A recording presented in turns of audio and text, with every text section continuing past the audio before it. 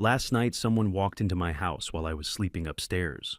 This morning, I found evidence a moved chair and open gate scratches on the door lock, but the security footage that should have captured everything gone, erased professionally during a 23-minute window of complete darkness. I drove to an electronics repair shop hoping for answers. The specialist examined it and said with a pale face, "Sir, you shouldn't go home tonight." Yeah, but what he showed me on that screen made my blood run cold. Not because of what I saw, but because of what it meant about the people I trusted most. I made my decision immediately find all the evidence no matter where it led, and I would protect what was mine. Before we go any further, I just want to say thank you for being here. If this story pulled you in, take a second to like the video and subscribe so you don't miss what happens next. I'd also love to know, where in the world are you watching from tonight? Drop your city or country in the comments so we can see how far this story reaches. And one quick note, parts of this narrative have been thoughtfully dramatized for storytelling and educational purposes. Any similarity to actual people or places is entirely coincidental. What matters most is the lesson behind it, and I hope it stays with you. I jolted awake to something that shouldn't have been there. The clock read 2:03 a.m.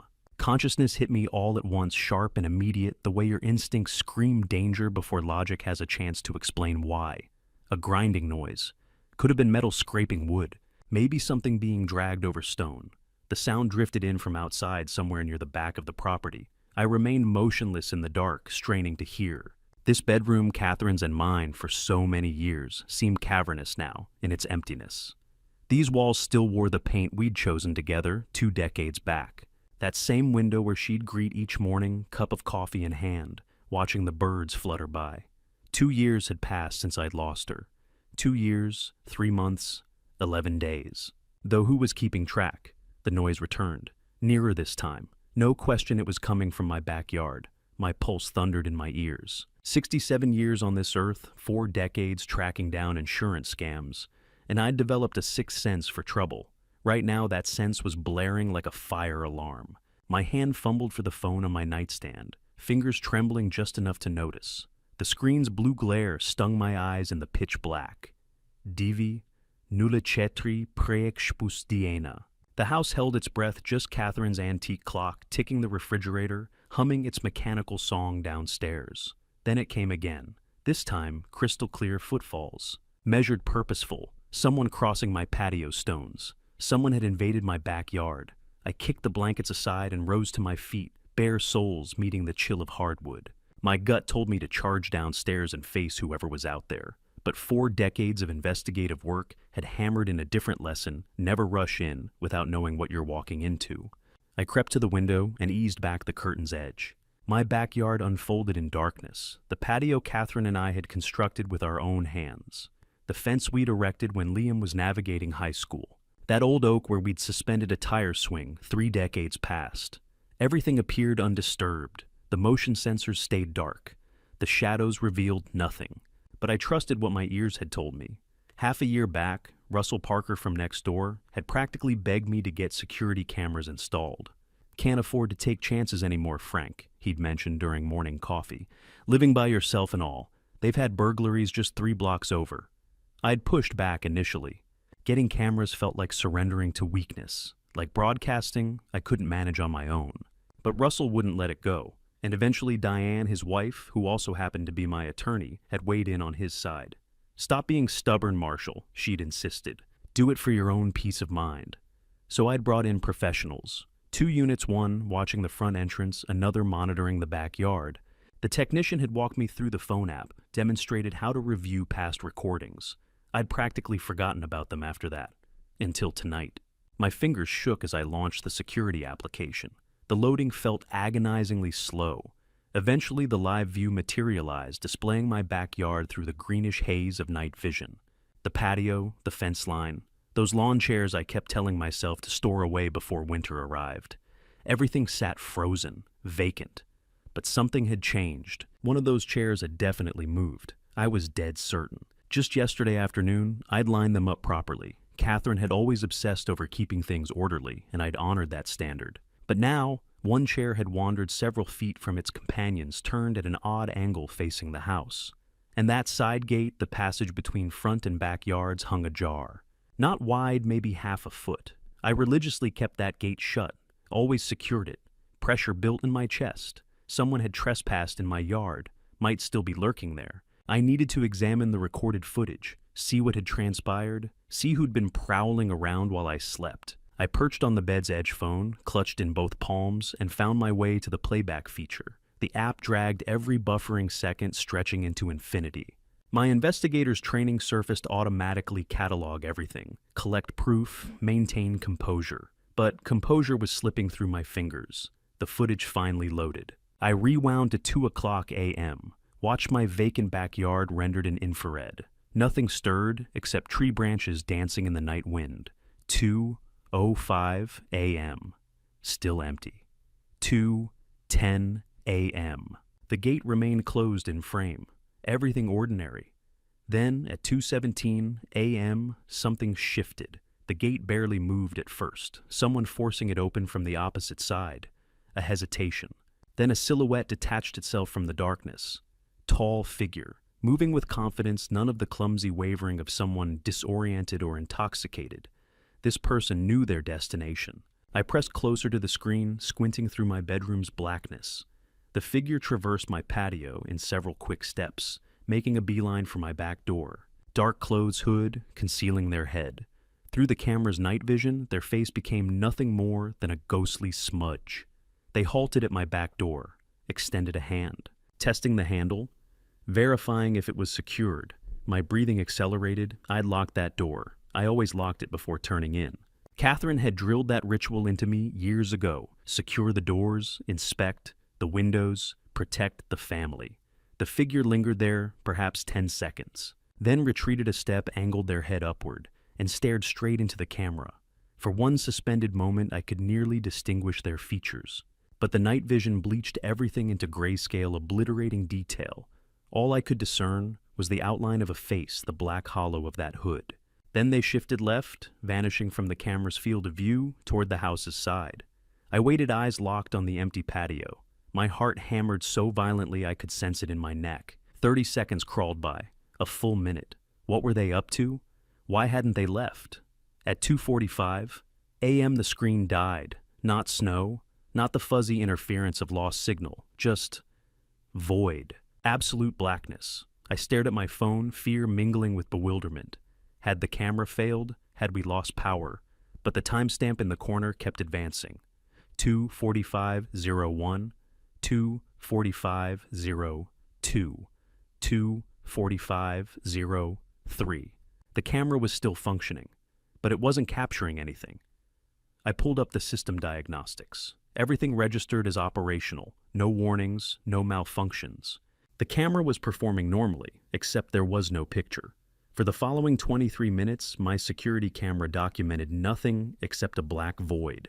Then, at 3:08 a.m., the image returned. The patio materialized again in night vision, deserted now. That lawn chair still displaced, the gate still gaping open. Everything looked identical to before, except the camera's perspective had changed. Angled slightly higher, now capturing more sky than ground.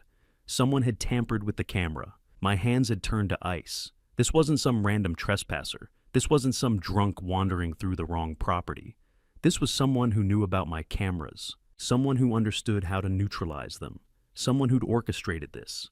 I stood and descended the stairs, inspected the back door still secured, the windows all fastened. Everything appeared normal, but when I studied the back door under the kitchen's fluorescent glare, I spotted them. Tiny scratches circling the keyhole. Fresh marks, the brass gleaming, where something had stripped away the aged patina. Someone had attacked the lock, worked on it deliberately. I stared at the black screen on my phone, my coffee going cold on the kitchen counter. The sun had been up for 2 hours, but I hadn't moved from this spot.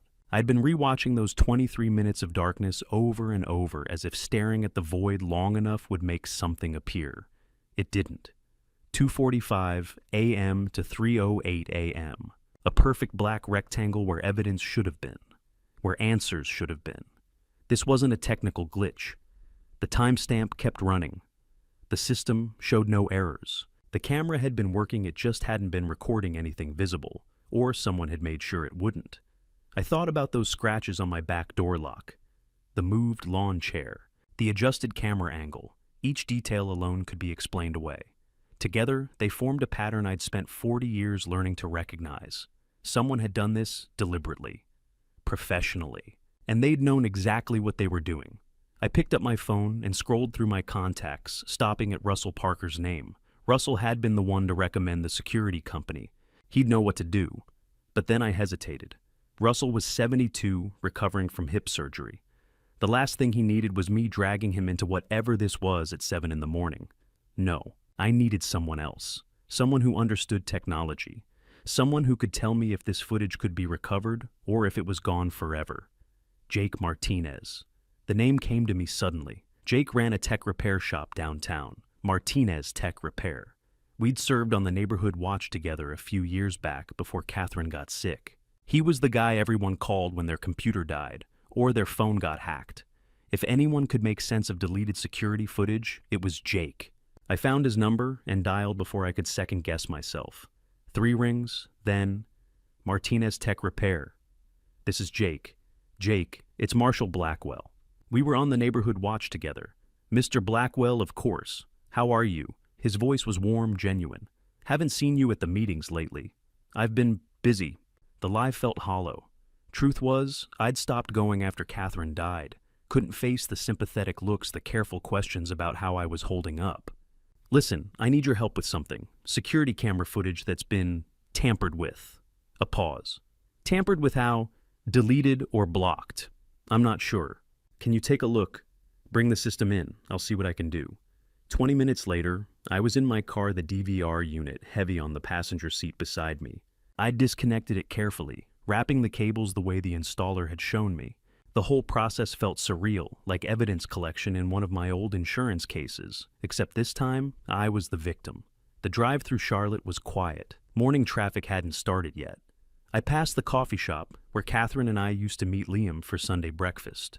Past the park where we'd celebrated Liam's college graduation. Every street held a memory, and today each one felt like a weight pressing down on my chest.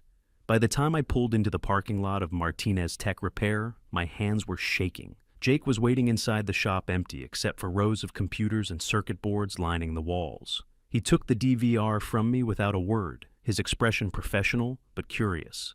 "What am I looking for?" he asked, setting it on his workbench. "Last night, between 2:45 and 3:08 a.m., the footage goes black." He plugged in the unit and pulled up the interface on his computer. His fingers flew across the keyboard, navigating through menus I didn't understand. I watched him work, my stomach tight with anxiety. After 10 minutes, he sat back. "Mr. Blackwell, this wasn't an accident." My throat went dry. "What do you mean? Someone accessed your system remotely. See this?" He pointed at lines of code scrolling across his screen. "These are access logs. Someone logged in at 2:44 a.m. using administrator credentials. They didn't just delete the footage, they overwrote it. Professionally? Like they knew exactly what they were doing." The room felt suddenly colder. "Can you recover it?" Jake's expression was grim. "Maybe. They were good, but people always make mistakes. Leave traces. Digital fingerprints." He started typing again, opening windows I couldn't follow. "This is going to take a few hours, maybe more. Why don't you come back around 4? Can you tell me anything else? Anything about who did this?" He shook his head. "Not yet, but Mr. Blackwell?" He looked up at me, something unreadable in his eyes. "Whoever did this had access to your system. Either they hacked it remotely, which is hard, with modern encryption, or what? Or they had your login credentials, your passwords, your access codes." The implication hung in the air between us. Someone close to me. Someone who'd been in my house, who knew my systems, who had the technical knowledge to do this. "I'll call you when I find something," Jake said quietly. I left the shop and sat in my car for a long moment, hands gripping the steering wheel. The morning sun was bright now, people starting their normal days, heading to work, getting coffee, living their lives, while mine was unraveling. I drove home slowly, my mind circling the same questions. Who had access to my security system? Who knew my passwords? Who would want to break into my house and then carefully erase the evidence? The answers that came to me, the ones I kept pushing, away, were too terrible to consider. By the time I pulled into my driveway, one thought had crystallized. This wasn't random. This wasn't some stranger picking houses at random. This was personal. and they weren't finished. I walked into my house, the one I'd shared with Catherine for 23 years, the one where we'd raised Liam, the one I'd always felt safe in, and locked the door behind me. For the first time in decades, I didn't feel safe anymore. My phone buzzed in my pocket, a text from Liam. "Hey Dad, just checking in. Everything okay?" I stared at the message, my thumb hovering over the keyboard. Everything okay? No, nothing was okay, but I couldn't tell him that. Not yet. Not until I knew what I was dealing with. I typed back, "Fine, talk later." Then I sat at my kitchen table and waited for Jake to call. Because whoever had been in my backyard last night, whoever had erased those 23 minutes, had made one mistake. They'd assumed the deletion was permanent. Jake called at 3:47 p.m. I'd spent the hours in between trying to act normal, making lunch. I couldn't eat, attempting to read the newspaper, staring at the back door, and those scratches around the lock. But my mind kept circling back to one question. Who had access to my security system? Who knew my house well enough to navigate it in the dark? Who would do this? Mr. Blackwell, I've got something. You need to come see this. 20 minutes later, I was back at Martinez Tech Repair. Jake's expression was serious as he gestured me behind the counter. "I recovered most of it," he said. "Took some work, they'd overwritten the files, but data leaves traces. Always does." He pulled up a video file on his monitor. "You're not going to like this." My heart hammered as he hit play. The screen showed my backyard in night vision, the timestamp reading 2:17:04 a.m. For a few seconds, nothing. Then a shadow moved at the edge of the frame, someone climbing over my back fence, not struggling, not hesitating. They dropped into my yard with practiced ease. "Watch," Jake said quietly. The figure was tall, slim, wearing dark clothing and a hood. They walked straight across my patio, like they'd done it 100 times before. No flashlight, no fumbling. They knew exactly where they were going. When they reached my back door, they stopped, and from their pocket they pulled something out. Even through the corrupted footage, I could see what it was. A key. My hands gripped the edge of Jake's desk as I watched the figure insert the key into my lock, turn it, and open my door like they were coming home from work. No forced entry, no broken window, no picking the lock. They had a key to my house. "Jesus," I whispered. The timestamp jumped more corrupted data, but when it came back, it showed 2:25:13 a.m. 8 minutes had passed. The figure emerged from my house, looked around my backyard, then did something that made my blood run cold. They looked directly at the camera. For just a moment, the hood shifted. I could make out part of a face, not clearly, the resolution wasn't good enough, but a jawline the shape of a nose. Then they reached up and adjusted the camera angle, tilting it upward. That's when the feed went completely black. "They knew it was there?" I said, my voice distant to my own ears. "They knew about the camera." "Yeah," Jake said. "And they knew how to access the storage remotely. That's not something you just figure out. That takes knowledge. Or," he paused, "someone told them how." I straightened up, my mind racing. "Jake, can you tell who it is?" He shook his head.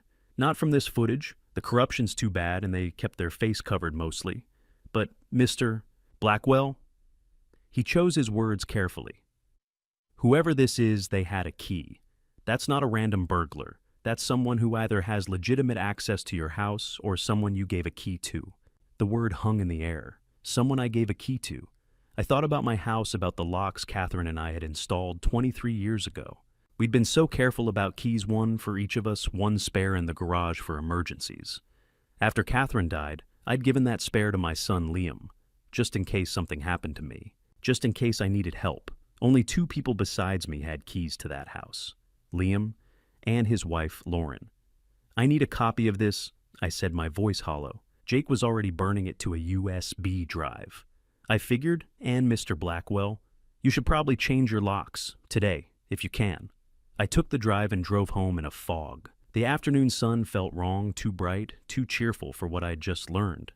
The neighborhood looked the same as always. Kids playing basketball, someone washing their car, Mrs.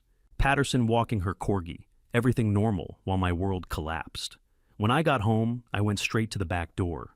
In the daylight, I could see the scratches more clearly now. Fresh ones, the metal still bright, where a key or something had scraped against it. Not from picking the lock. From a key that didn't quite fit right, or from someone using it in the dark without being careful. I stood there for a long time, staring at those marks. My son wouldn't do this. Liam was a good man. I'd raised him right. He'd never break into my house, never erase security footage, never.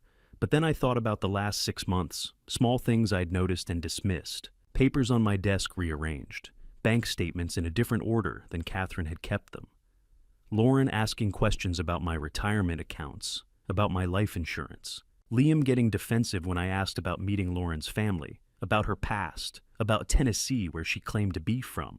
The pieces I'd been ignoring suddenly formed a picture I didn't want to see. I pulled out my phone and looked at Liam's contact. My thumb hovered over the call button. What would I even say? "Hey son, did you break into my house last night?" It sounded crazy, paranoid. The suspicions of an old man who had lost his wife and was seeing threats everywhere. Except the footage was real. The key was real. The erased files were real. Someone had been in my house. Someone with a key only family members had. My phone buzzed. Liam. "Hey Dad, Lauren, and I want to stop by tomorrow. She's been worried about you. Thinks we should help you organize some of Mom's old paperwork. What do you think?" I stared at the message. Organize Mom's old paperwork, Catherine's files, the ones I kept in her old craft room, the room where I stored important documents, bank statements, insurance policies, my will. The same room the intruder had been in for 8 minutes. My hands shook as I typed back, "Sure, tomorrow works." But my mind was screaming. I sat at my kitchen table as evening fell, the USB drive from Jake in front of me. I plugged it into my laptop and watched the footage again. And again. And again. That figure climbing my fence. Walking to my door with confidence. Using a key. Adjusting the camera afterward. Someone who knew my house. Someone I trusted. My son wouldn't do this. Would he? But then I thought about 40 years investigating insurance fraud. About all the cases where families destroyed each other over money, sons stealing from fathers, daughters emptying their mothers' accounts, love twisted into greed. I'd seen it all. I just never thought I'd see it in my own home. The sun set. The kitchen grew dark around me. And I sat there thinking about that key, about those 8 minutes about tomorrow, when Liam and Lauren would come to help me organize paperwork. My son wouldn't do this. But someone had. And I was going to find out who.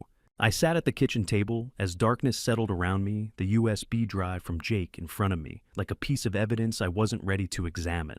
But my mind wouldn't stop working backward through the last 6 months, pulling at threads I'd been ignoring. Small things. Things I'd dismissed as forgetfulness or coincidence. Papers on my desk that had been moved, not ransacked, just subtly out of place.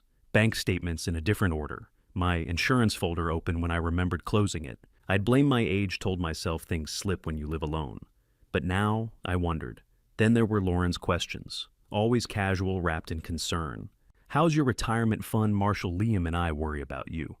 Or, do you still have that life insurance from work? Those old policies sometimes aren't worth much. At the time, I'd thought she was being thoughtful. Now those questions felt different, like she was taking inventory. And then there was Tennessee. Lauren always said she was from Knoxville. Grew up there, went to high school there. I'd believed her until about 3 months ago, when we were watching a Volunteers game. I mentioned Calhoun's, a famous restaurant on the Tennessee River. Every person from Knoxville knows Calhoun's. She'd looked at me blankly. I don't think I know that one. It's right on the river. Been there forever. Oh well, Knoxville's a big city. She'd changed the subject quickly. I'd started paying attention after that. Her accent or lack of one. When Lauren was calm, her voice was neutral, almost generic. But I'd heard her angry once during an argument with Liam in my driveway. Her voice had gone sharp and clipped, but there was no southern softness, no drawl, nothing suggesting 18 years in Tennessee. I'd mentioned it to Liam. Your wife doesn't have much of an accent. He'd shrugged. She worked hard to lose it. Said people don't take you seriously in business if you sound too country. Maybe. But in my experience, an accent comes back when you're tired or angry. Lauren's never did. Because maybe it was never there to begin with. The phone call had come that afternoon at 4:47 p.m. before I'd gone to Jake's shop. "Mr. Blackwell, this is Nicole Harper from Wells Fargo. I'm calling about a request to update your beneficiary information." My hand had stilled on the coffee pot. "What request?"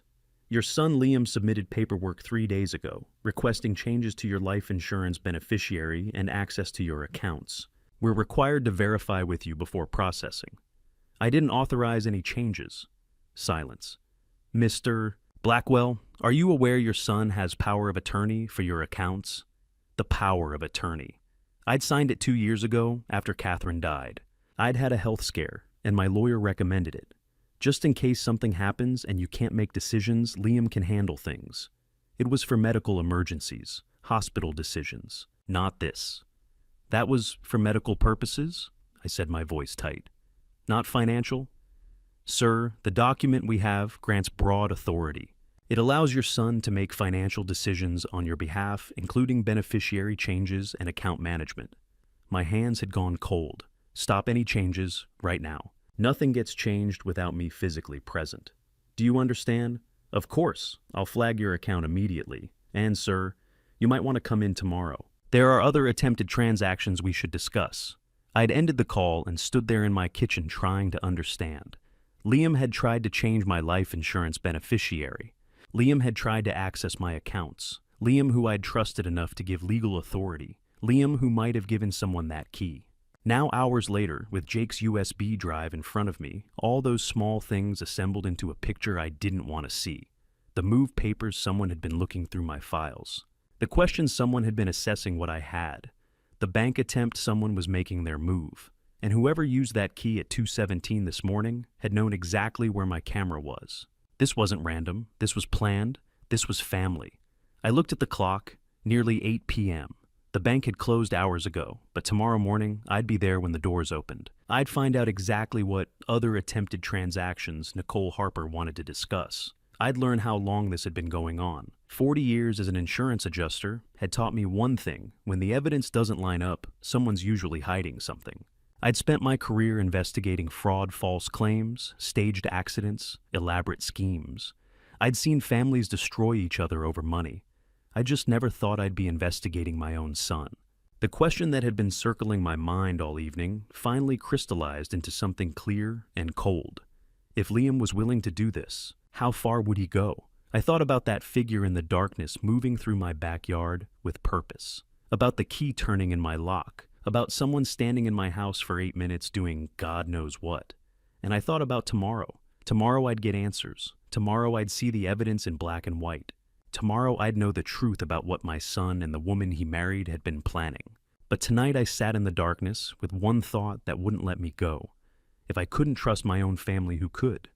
I stood up, my joints protesting, and walked to the back door one more time, checked the lock, looked out at the backyard where someone had climbed my fence just last night. The patio stones gleamed in the moonlight, peaceful and still. Everything looked normal, safe, but I knew better now. Tomorrow morning, I'd be at that bank when the doors opened. And then I'd find out just how wrong I'd been about the people I thought I knew. I was waiting in the Wells Fargo parking lot at 8:45 the next morning, watching the employees arrive and unlock the doors. The moment the lights came on, I was out of my truck and walking toward the entrance. The young woman at the front desk looked up with her practiced smile. "Good morning, sir. How can we help you today? I need to see Nicole Harper, now." Something in my voice must have registered because her smile faltered. "Do you have an appointment? Tell her Marshall Blackwell is here. She'll want to see me." 5 minutes later, I was sitting across from Nicole Harper in a small office off the main floor. She was younger than I'd expected from her voice on the phone, maybe mid-30s with sharp eyes, and the kind of professional demeanor that comes from years of dealing with people's money problems. "Mr. Blackwell," she extended her hand. "I'm glad you came in." I didn't waste time with pleasantries. "Show me everything." She pulled up my accounts on her computer, angling the screen so I could see.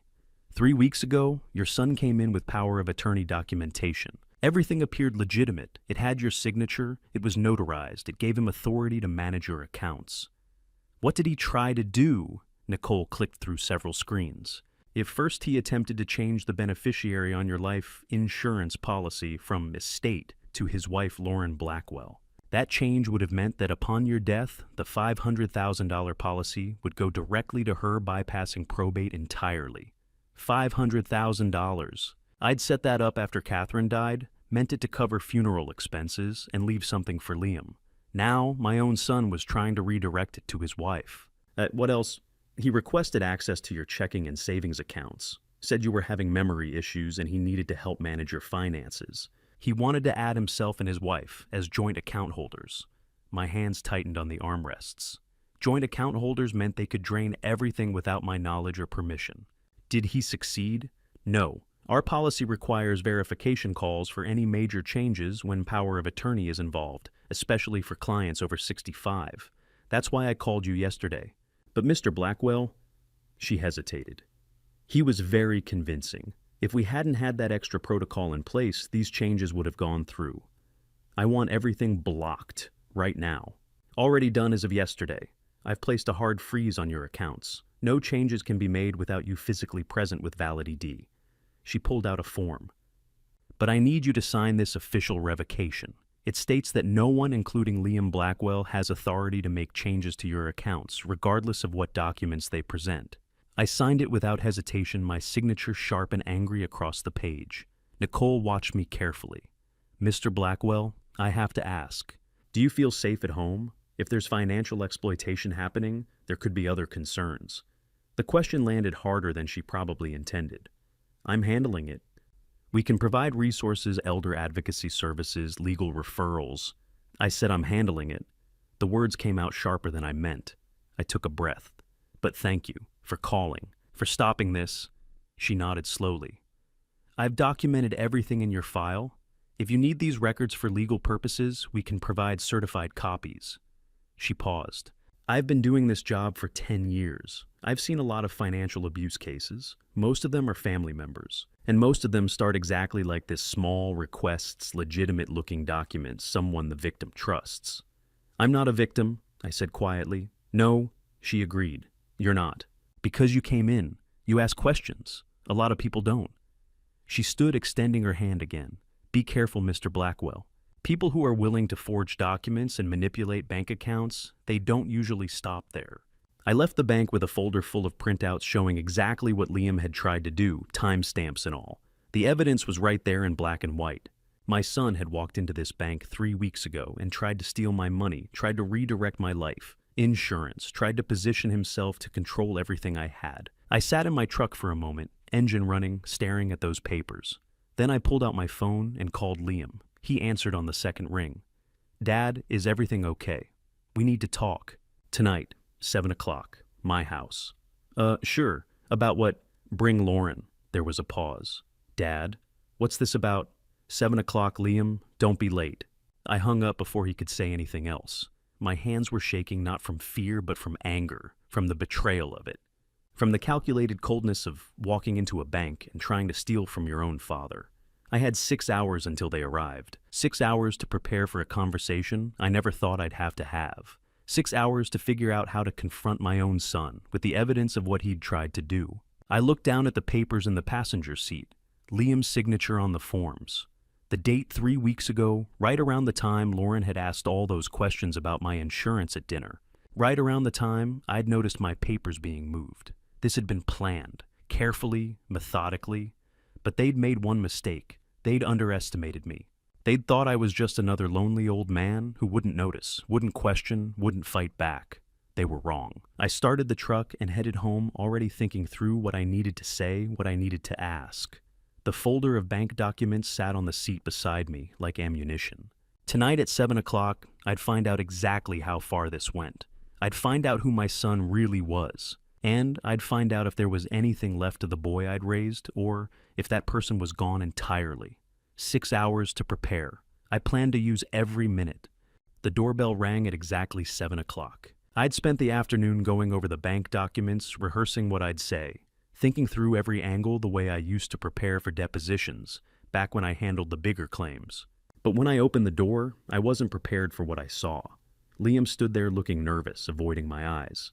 Lauren beside him, perfectly composed in a navy dress, her smile just a little too bright. And behind them, a third person I'd never seen before, a man in his 50s wearing an expensive suit and carrying a leather briefcase. Dad, Liam started, "This is Kenneth Wallace." The man extended his hand with practiced smoothness. "I'm an estate planning consultant. Liam and Lauren asked me to come along tonight. I hope that's all right." I didn't take his hand.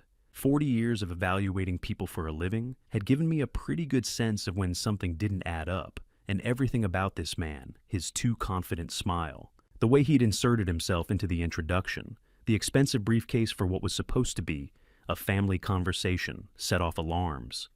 "I don't recall inviting you," I said. Dad, please.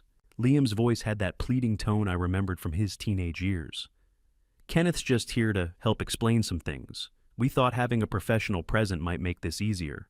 Easier for who? Kenneth's smile never wavered. Mr. Blackwell, I understand you might be feeling defensive. That's completely natural. But Liam and Lauren are concerned about you, and sometimes having an objective third party can come in. I stepped back not because I wanted Kenneth there, but because I wanted to see how this played out. And because I'd learned a long time ago that you learn more from watching people lie to your face than you do from shutting them out. They filed into my living room. Kenneth made straight for my coffee table, setting down his briefcase and pulling out a folder of documents before anyone had even sat down. The smooth efficiency of it bothered me, like he'd done this before. Many times. Coffee? I asked, playing the role of gracious host, even though my hands were itching to throw them all out. We're fine, Lauren said quickly. Too quickly, like she wanted to get through this and leave. We all sat. Kenneth spread papers across my coffee table with the practiced movements of a salesman laying out his pitch. I recognized some of the forms: power of attorney documents, beneficiary designation, forms property transfer papers. Mr. Blackwell? Kenneth began his voice, taking on that careful, patronizing tone people use when they think they're talking to someone who doesn't understand. At your age, proper. Planning is essential. Liam and Lauren have expressed concern about your ability to manage your financial affairs independently, and my ability, what Kenneth means. Lauren jumped in her voice, honey sweet. Is that we worry about you, Marshall. Living alone at your age with all these accounts and properties to manage, it's a lot. We just want to help lighten the burden. By changing my life insurance beneficiary to you, the room went silent. Liam's face went pale. Lauren's smile froze. Kenneth's eyes sharpened his salesman persona, slipping just a fraction. Dad, I can explain, by trying to make yourselves joint account holders. I continued, my voice steady. By walking into my bank 3 weeks ago with power of attorney documents and trying to get control of my accounts. Mr. Blackwell? Kenneth's voice had lost some of its warmth. I think there may be some confusion about. There's no confusion. I pulled out the folder from Wells Fargo and set it on the table over his papers. I went to the bank this morning. I have copies of everything Liam tried to do, timestamps, signatures, all of it. Liam's mouth opened and closed. Lauren's hand tightened on his arm, but she recovered quickly, her face rearranging itself into an expression of wounded concern. Marshall, we were only trying to help. You've been so distracted lately, forgetting things. I leaned forward. Funny because my memory's just fine. Good enough to remember someone entering my house at 2 a.m, someone with a key. Another silence, heavier this time. I watched their faces carefully. Liam's confusion looked genuine, but Lauren's eyes had gone cold for just a second before the concern mask slipped back on. 2 a.m. Liam looked between me and Lauren. What are you talking about? Security footage. I let that hang in the air. Someone climbed my fence, used a key to enter my house, and then erased the camera footage. Someone who knew exactly where the camera was. Kenneth stood abruptly. Mr. Blackwell, I think perhaps we should reconvene when you're feeling more. I know exactly how I'm feeling. I stood too, and suddenly the living room felt smaller. I feel like I'm being robbed. By my own family, and by whoever you are. Dad, that's not. I blocked everything at the bank this morning. I continued ignoring Liam. Every account, every policy, every document. Nothing can be changed without me physically present with my ID. Your power of attorney revoked. Whatever you three were planning, it's over. Kenneth's professional mask cracked. His jaw tightened. His eyes went cold, and for just a moment, I saw something that looked a lot like anger. Then he smiled again, but it didn't reach his eyes. Well, he said, gathering his papers with sharp, frustrated movements. It seems we're at an impasse. Perhaps after you've had time to reconsider, get out. The words came out quiet but absolute. Kenneth stopped mid-movement. Lauren stood, pulling Liam up with her. Marshall, you're making a mistake. Out, all of you, now. Liam looked like he wanted to say something, his mouth opening and closing, but Lauren's hand on his arm steered him toward the door. Kenneth followed, his briefcase clutched tight, his professional composure cracking around the edges. I walked them to the door and watched as they got into Liam's car, a tense, silent group. As they pulled away, I noticed something white on the porch, Kenneth's business card fallen from his pocket or his briefcase. I picked it up. Kenneth Wallace, Pinnacle Estate Services, LLC, with a phone number and address in Charlotte. Back inside, I sat at my computer and typed the name into Google. The company website looked professional enough, smooth photos, polished text about protecting families and planning futures. But something about it felt wrong. The testimonials were generic. The address was a P.O. box, and when I clicked on the About Us section, there were no actual names besides Kenneth's no credentials, listed no professional licensing numbers. I dug deeper, checking the Better Business Bureau. No listing, searching for reviews outside their website. Nothing. Like the company barely existed outside that one polished webpage. Then I found something. A forum post from 2 years ago, someone warning about a company called Pinnacle Estate Services that had tried to scam their elderly mother. The post had been deleted, but Google's cache still showed it. Professional looking, very convincing, almost lost everything. My hands went cold. This wasn't just Liam and Lauren trying to take advantage. This was organized. This was professional. Kenneth Wallace wasn't just helping my son steal from me. He was running some kind of operation, and my family had walked right into it. Or maybe they'd invited him in. I stared at the business card, at the name that now felt less like a person and more like a threat. Then I did what any insurance adjuster would do when faced with potential fraud. I started documenting everything.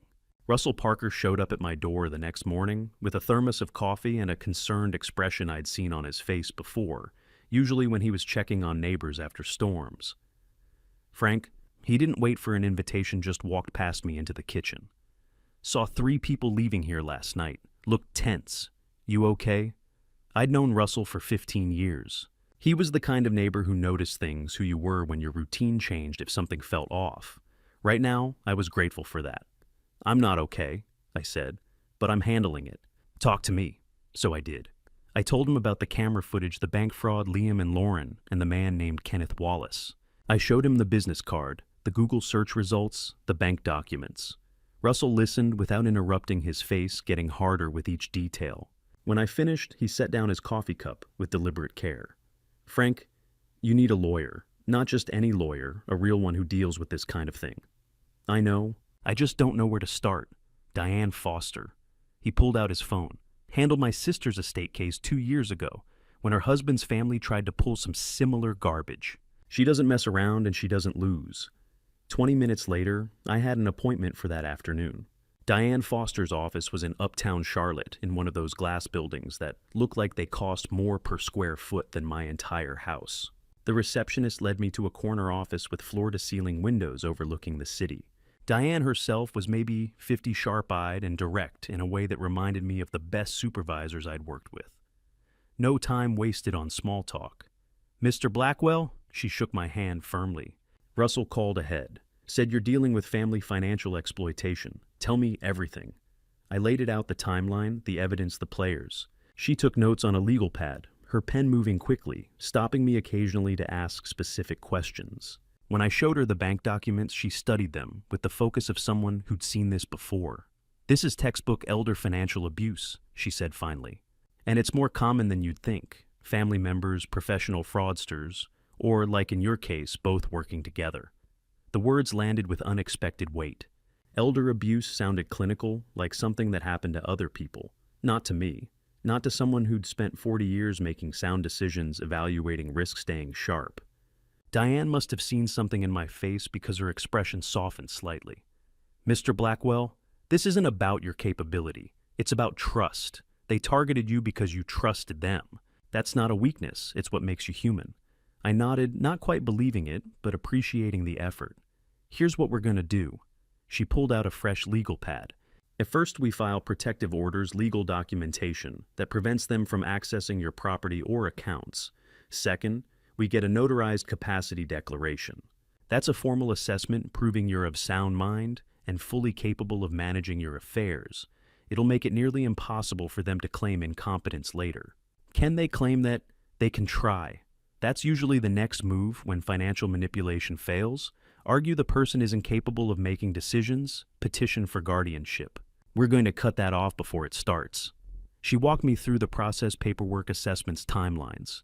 It was thorough, strategic, exactly what I needed to hear. What about the camera footage? I asked. The person with the key, we'll include that in the protective order filing. Breaking and entering evidence tampering, those are serious. And Mr. Blackwell, she looked at me directly. This Kenneth Wallace, his company. I'm going to have my investigator look into it. If he's running a broader operation, you might not be the only victim.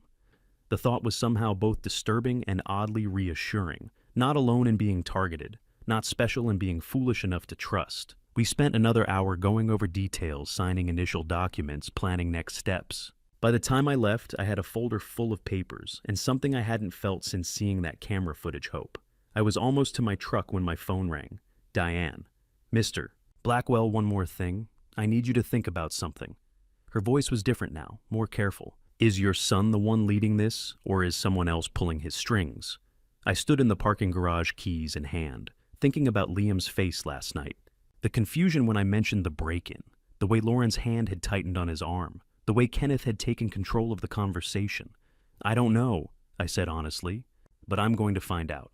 Good, because knowing who's really in charge changes how we fight this. Be careful, Mr. Blackwell, and call me if anything else happens. I drove home thinking about that question. Liam had always been easily influenced by friends in high school, by coworkers in his 20s, by Lauren since he'd married her. But was he just weak, or was he actively complicit? Was he being used, or was he using me? The answer mattered, not just legally, but personally.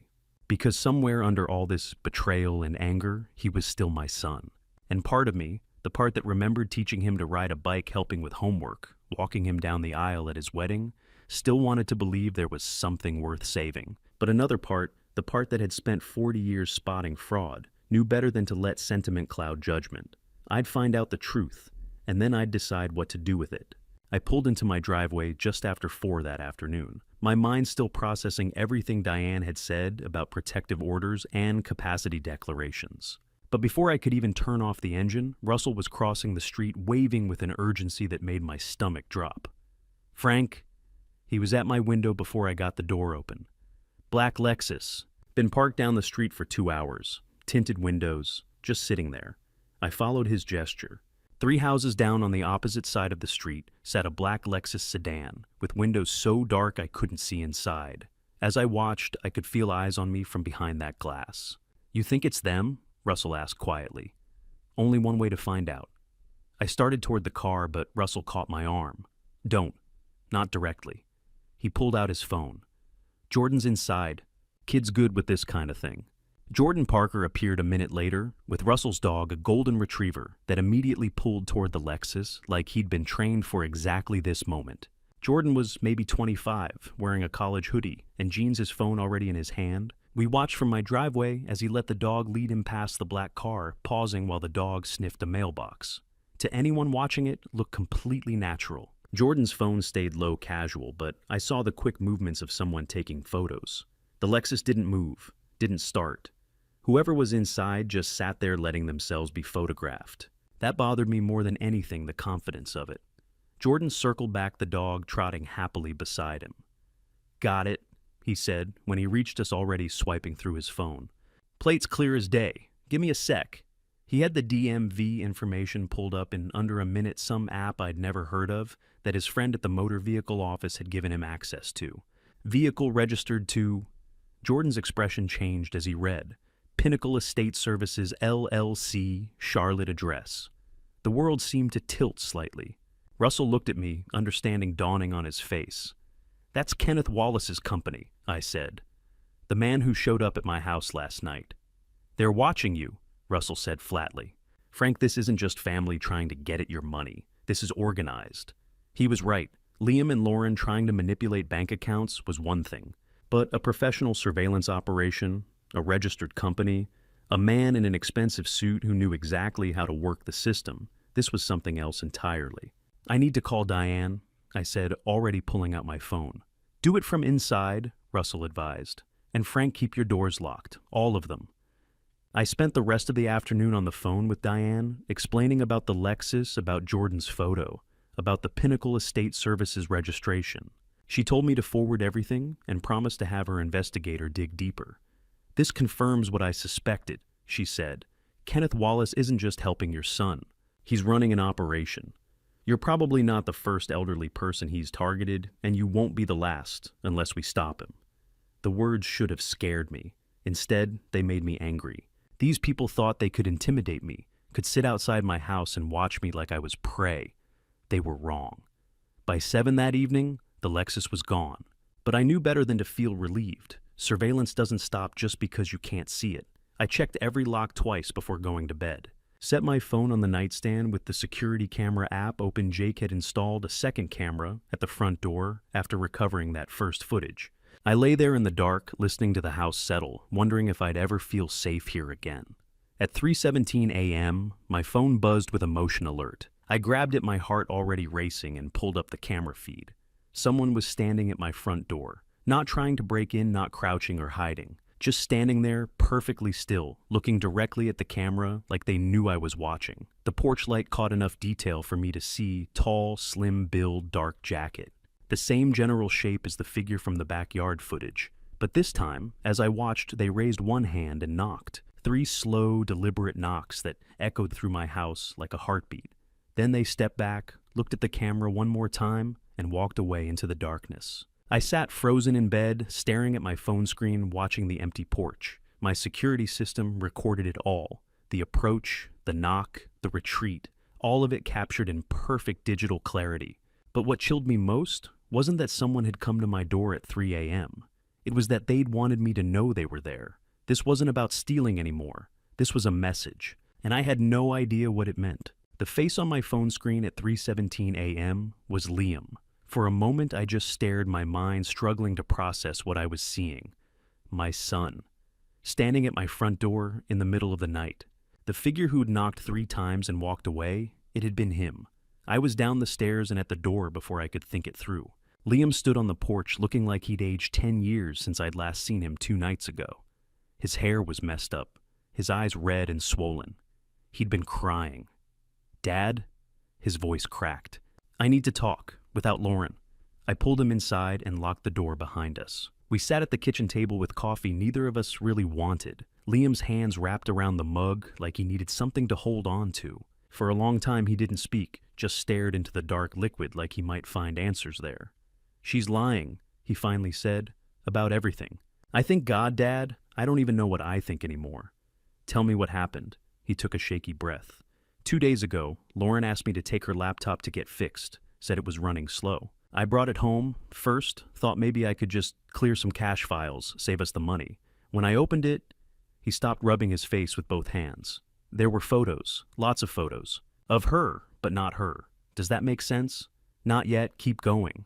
She was with different people, different families, and the files, they were saved under a different name, not Lauren. Vanessa something. I thought maybe it was old from before we met, but the dates were recent, last year, 2 years ago.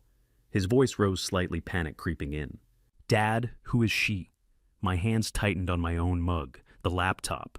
He'd found something on her laptop, something she didn't want him to see. "Did you ask her about it?" "Yeah." He laughed bitterly. She got furious, said I was invading her privacy, that I was paranoid controlling, said if I really loved her, I wouldn't question her. He looked up at me, and I saw the confusion of a man whose entire reality was crumbling. And maybe she's right. Maybe I am paranoid. Maybe... Liam, stop. He fell silent. "What else?" I asked quietly. "Kenneth showed up the next day. I didn't call him, Lauren did. He took me aside, said you were the real problem, that you were getting confused, forgetting things, that these accusations about the bank and the house were signs of paranoia. He said I needed to protect Lauren from your delusions." Liam's voice broke. "And I wanted to believe him. I wanted to believe you were just... I wanted there to be a simple explanation." "But you didn't believe him?" "No." He shook his head. "Because I know you, Dad. I've known you my whole life, and you don't forget things. You don't make up stories. You spent 40 years spotting fraud for a living." He met my eyes. "So either everyone's lying to me, or I've been lying to myself." The kitchen was quiet except for the hum of the refrigerator. Outside, the first hints of dawn were starting to lighten the sky. "Liam, I need you to listen carefully. Lauren's laptop, do you still have access to it?" "She took it back, reformatted it," she said, "to fix it." "Of course she did. Evidence destroyed before anyone else could see it. But you saw the files, the photos, the different name, Vanessa Moore." The name came out like he'd been holding it in, waiting to say it out loud to someone who might believe him. That's what I saw, Vanessa Moore. I felt something cold settle in my chest. Another name, another identity. This wasn't just about stealing money. This was something else entirely.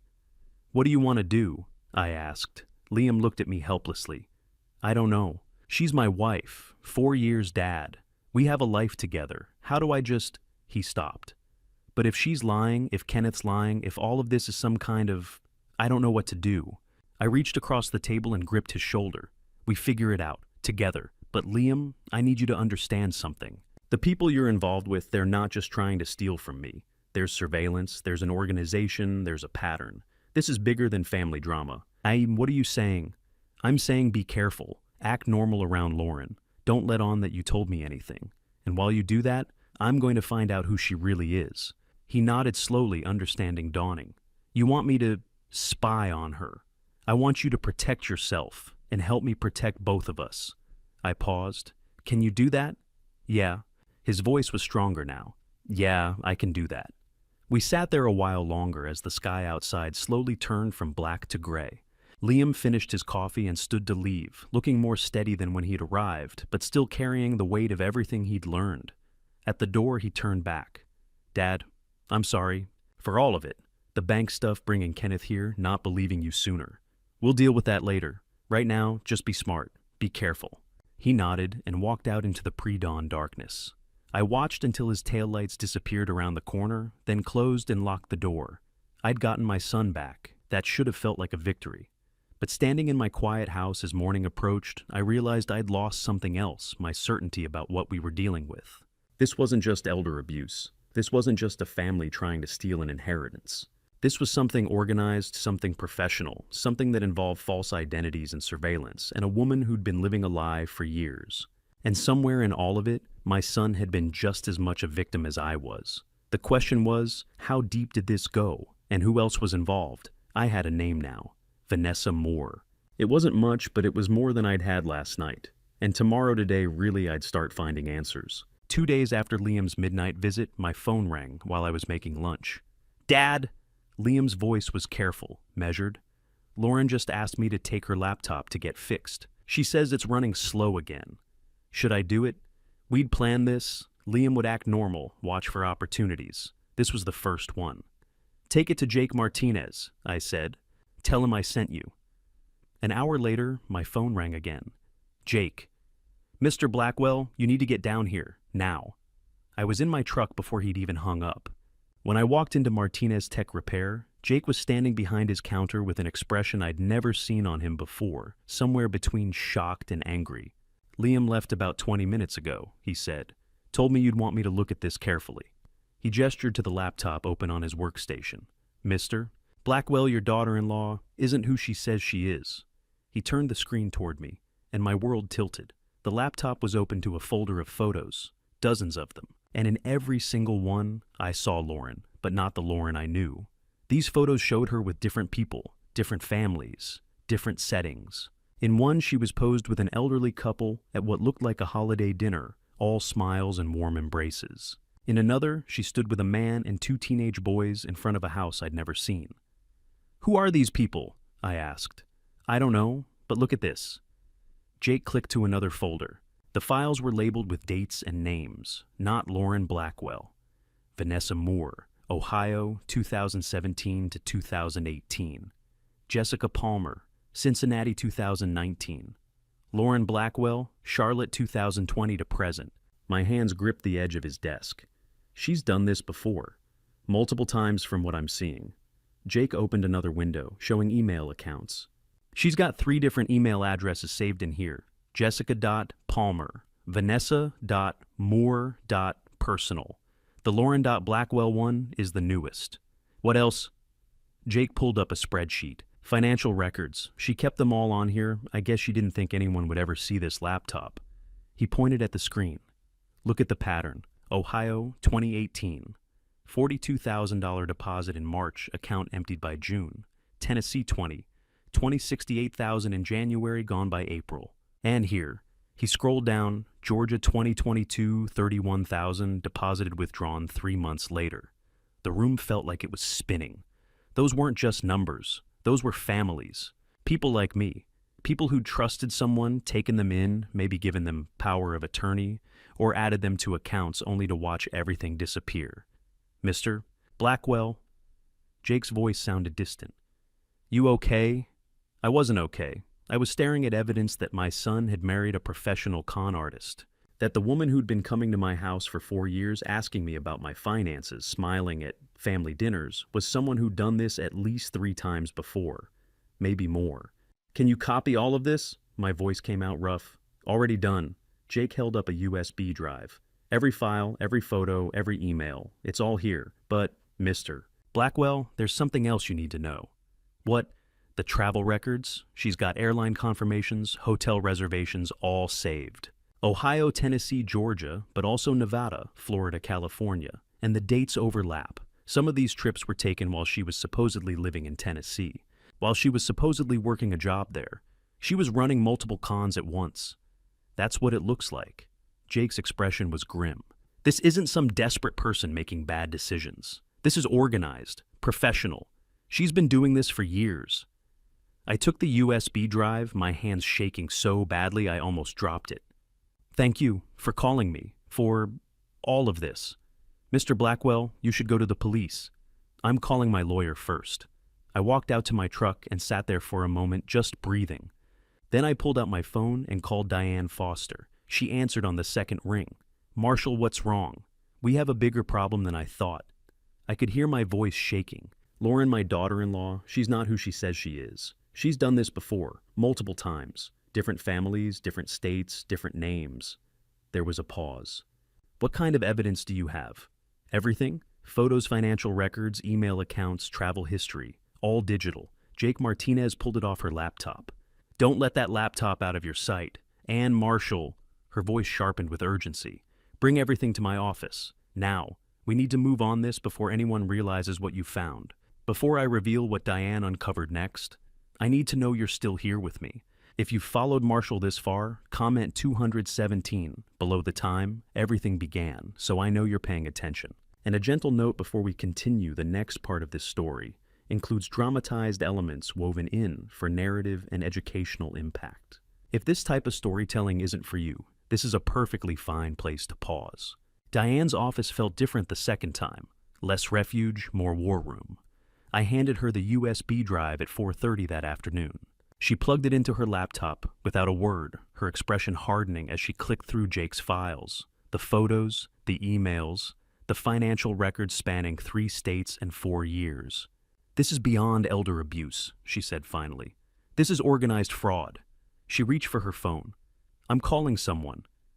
The someone was Sarah Mitchell, a private investigator Diane had worked with on previous cases. Sarah arrived within an hour, a woman in her mid-50s with sharp eyes and a leather portfolio that had seen better days.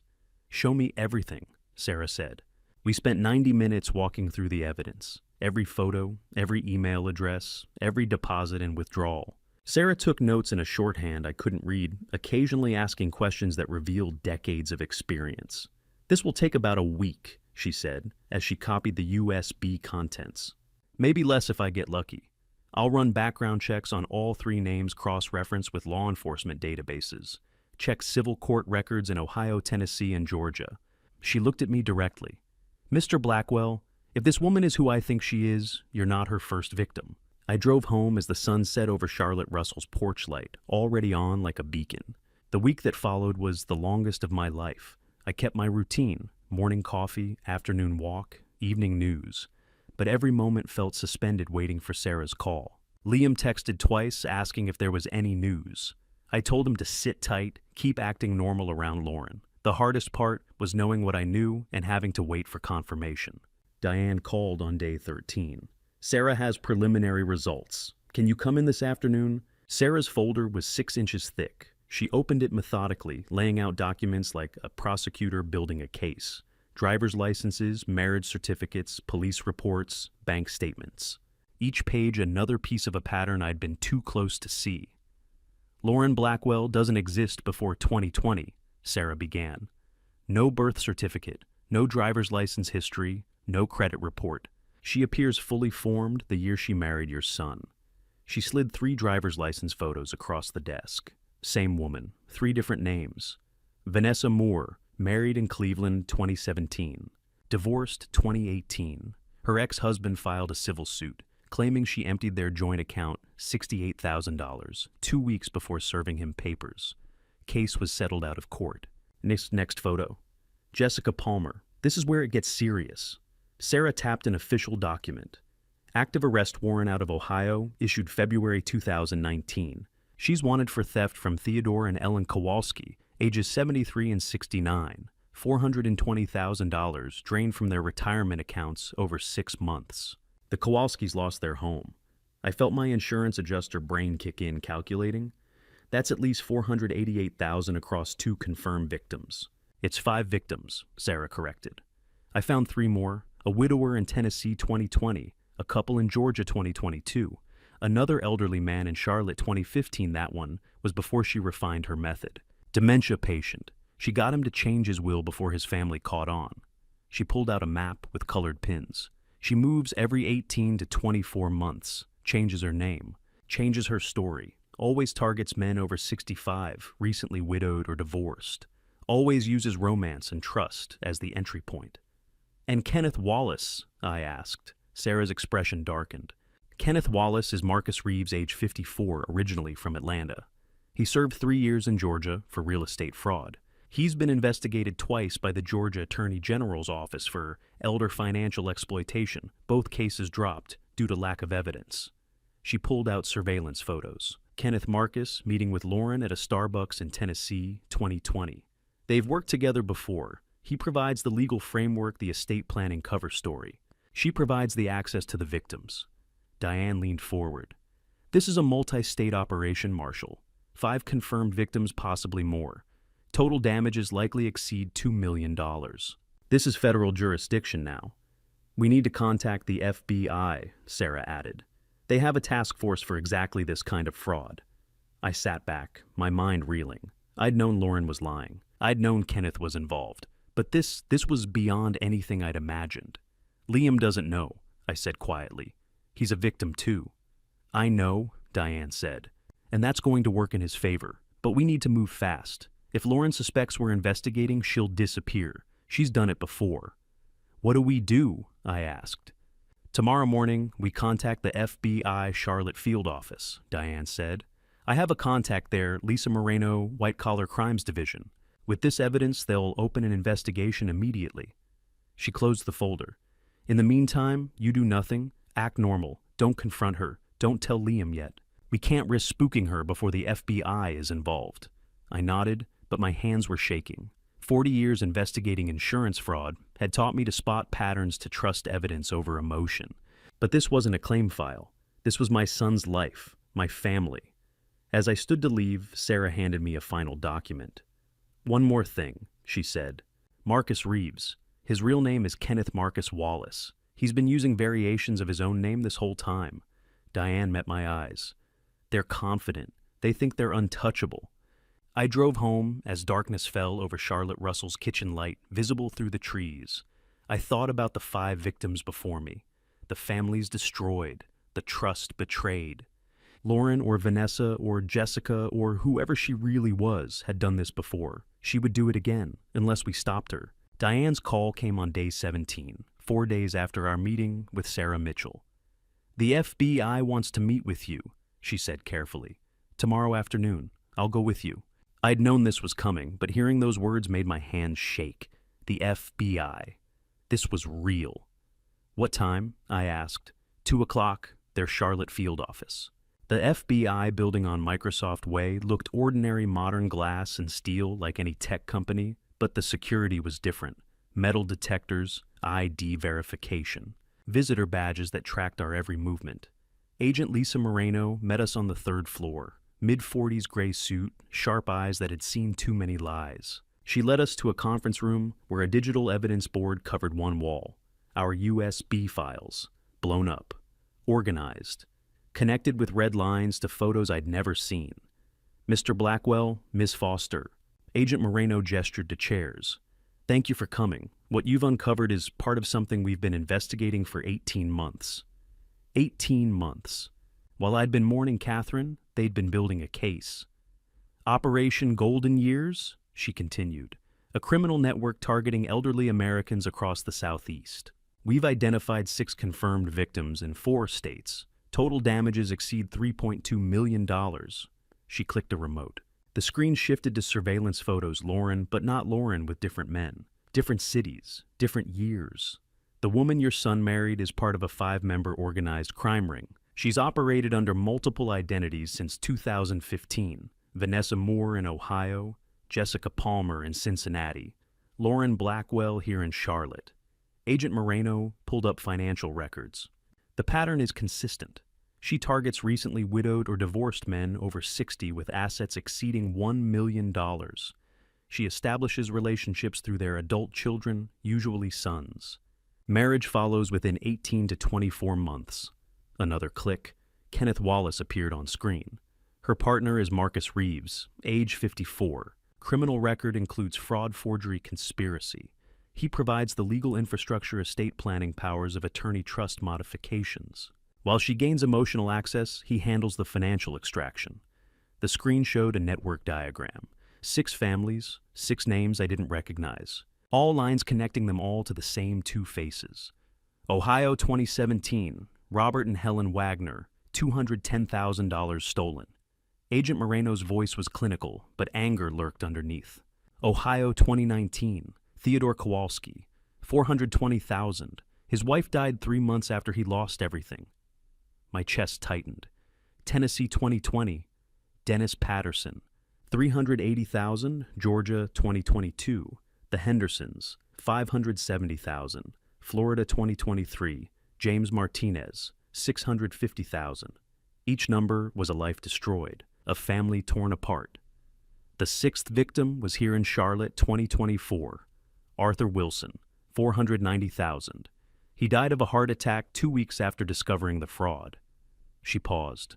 You're the 7th target, Mr. Blackwell, and you're the first one who caught them before they could finish. How? I asked. Yet how did you connect all this? A detective in Tennessee noticed similarities across elderly fraud cases. He contacted us. We started pulling threads, database matching financial patterns, surveillance footage from banks. She gestured to our USB. But we've never had evidence like this. Security footage, digital files, a laptop with her real communications. You've given us more in 2 weeks than we've gathered in 18 months. What's her real name? I asked. Agent Moreno exchanged glances with another agent. We know her identity, but we can't share that information yet. It's part of our operational security. When the time comes, you'll know exactly what to say. She opened a small case on the table. Inside was a device the size of a quarter. We need you to wear a wire. Call them. Tell them you've changed your mind, that you're ready to sign whatever they want. Get them in your house, get them talking.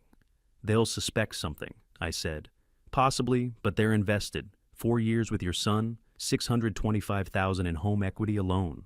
Over $1 million in total assets. They're close to a big payoff. They'll take the risk. I looked at Diane. She nodded once. Your son, Agent Moreno added. We've verified his story completely. The laptop discovery, the timeline, everything. He's a victim too. No charges will be filed against him. Relief washed through me. Liam was innocent. The FBI confirmed it. We need 2 days to prepare, Agent Moreno said. Surveillance team's tactical positioning backup units. You'll make the call on day 19, evening meeting at your house. We'll be 2 blocks away, listening to everything. She slid a thin folder across the table. Study this. It's your script questions, to ask topics, to bring up phrases that will get them talking. Practice until it feels natural. I opened the folder. Pages of dialogue, scenarios, contingencies. One more thing, Mr. Blackwell. Agent Moreno's expression softened slightly. When this goes down, your son will be there. He'll see everything. Are you prepared for that? I thought about Liam at 3 a.m., disheveled and crying. Liam discovering Lauren's laptop. Liam realizing the woman he loved was a lie. He deserves to see the truth, I said. Good. Agent Moreno stood. 48 hours. Then we end this. I left the FBI building at 4:30 with a wired device in my pocket and a script in my hand. Diane walked me to my car. You don't have to do this, she said. Yes, I do. I looked at the folder. 6 families didn't get justice. 6 families lost everything while these people moved on to the next victim. I'm doing this for them. I drove home as the sun set over Charlotte. In 48 hours, I'd faced the woman who'd tried to destroy my family. The woman who'd manipulated my son for 4 years. I didn't know her real name yet, but I would. Before I tell you what happened the night they walked back into my house. Comment standing. If you're still with Marshall, let me know you haven't looked away. And just a brief reminder, the next chapter contains creative storytelling choices crafted to heighten tension and highlight important lessons. If this isn't the kind of content you prefer, you're welcome to step away here. 2 days felt like 2 years. I practiced the script until the words felt natural, memorized the questions Agent Moreno had written, tested the wire device hidden under my shirt so small I could barely feel it, but knowing the FB I was listening made it weigh like lead. Day 19 arrived with clear skies and cold wind. At 3 in the afternoon, I made the call. Lauren answered on the second ring. Marshall. Her voice was cautious. I've been thinking, I said, following the script, about what you and Kenneth said, about planning for the future. I paused, let her hear the resignation in my voice. I'm ready to sign whatever documents you need. Silence, then, That's wonderful, Marshall. I'm so glad you've come around. Too eager, too quick. Agent Moreno had been right, they couldn't resist.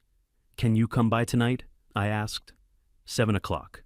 Bring the paperwork. Of course. Kenneth will want to be there too to make sure everything's proper. Fine. I kept my voice tired, defeated. Liam should come. This affects his future too. Oh, we'll all be there, Lauren said. Her voice was warm now, confident. You're making the right choice, Marshall. I hung up and stared at my hands. They weren't shaking anymore. At 6:30, Agent Moreno's voice came through my earpiece, a tiny receiver they'd given me that morning. FBI surveillance van in position 2 blocks south. Tactical team staged at the neighbor's house. Russell Parker has been briefed and evacuated. We're ready when you are, Mr. Blackwell. I looked around my living room. The same room where Catherine and I had celebrated 30 anniversaries, where Liam had opened Christmas presents as a boy, where I'd confronted Kenneth Wallace 2 weeks ago. Tonight, it would become a crime scene. I'm ready, I said quietly. At 7 o'clock exactly, headlights swept across my front window. I watched through the curtains as Liam's car pulled into the driveway. 3 people got out. Liam looked nervous. Lauren looked confident. Kenneth Marcus looked like a man about to collect a paycheck. The doorbell rang. I opened it, playing the tired old man they expected to see. Come in. Liam hugged me, whispered, Are you sure about this, Dad? I'm sure, I said, and I was. They settled into the living room. Kenneth spread documents across the coffee table, power of attorney forms, trust amendments, beneficiary changes. Everything designed to transfer my assets into their control. This is straightforward, Kenneth said in his smooth estate planner voice. We're just protecting your interests, making sure Liam's taken care of if anything happens. Lauren sat close to Liam, her hand on his knee, playing the devoted daughter-in-law. I wondered how many times she'd sat like this with other families, other victims. Before I sign anything, I said slowly, I want to understand something, Lauren. She smiled. Of course, Marshall. What would you like to know? Tell me about your family, your real family, back in Tennessee. Her smile didn't waver. I've told you about them. My parents passed away when I was young. I don't have much family left. That's odd, I said, because when you talk about Knoxville, you don't have the accent. And when I mentioned Calhoun's restaurant, you didn't know what I was talking about. A flicker of something crossed her face. I've been away a long time. You lose the accent. Liam looked confused. Lauren, what's he talking about? I pulled out my phone, opened the photos Jake had recovered from her laptop. Liam found these pictures on your old computer. You with different families, different names. Kenneth stood abruptly. This is inappropriate. We came here in good faith. Sit down, Marcus, I said. He froze. What did you call me? Marcus Reeves. That's your real name, isn't it? Not Kenneth Wallace. I looked at Lauren. And you. How many names have you used? Vanessa Moore in Ohio, Jessica Palmer in Cincinnati. Lauren's mask was cracking. Liam pulled away from her, staring. Dad, what's going on? Tell him, I said to Lauren. Tell him the truth. Tell him about the 6 families before us. Tell him about the $2 million you've stolen. You're being paranoid, Lauren said, but her voice had changed, harder, colder. Liam, your father is confused. I know who you are, I said quietly, And then I spoke the name Agent Moreno had finally revealed to me this morning. Serena. The room went dead silent. Lauren Serena stared at me, all pretense gone. Who told you that name? Serena Voss. I continued.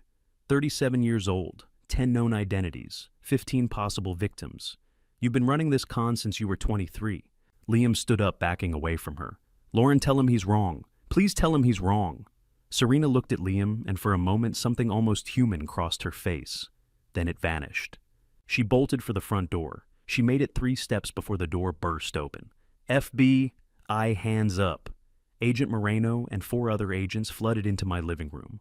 Weapons drawn. Serena froze, hands raised, her face twisted with rage and calculation. Marcus ran for the back door. He didn't make it far. 2 agents tackled him in my kitchen. I heard him hit the floor hard, heard the metallic click of handcuffs. Serena Voss, you're under arrest. Agent Moreno said, her voice calm and professional. Fraud, conspiracy, theft, crossing state lines to commit felony crimes. As they cuffed her, Serena looked back at me. Not angry, not scared, just cold, empty. Like she was already planning her next move, her next victim, her next name. Liam stood in the middle of my living room, watching the woman he loved being led away in handcuffs. Then he turned to me. Dad, his voice broke.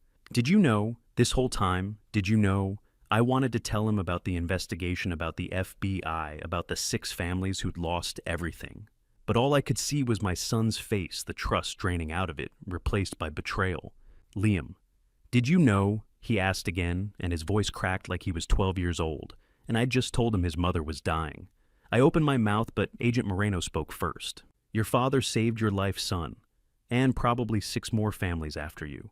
Liam looked at me, then at Serena being pushed into an FBI vehicle outside, then back at me.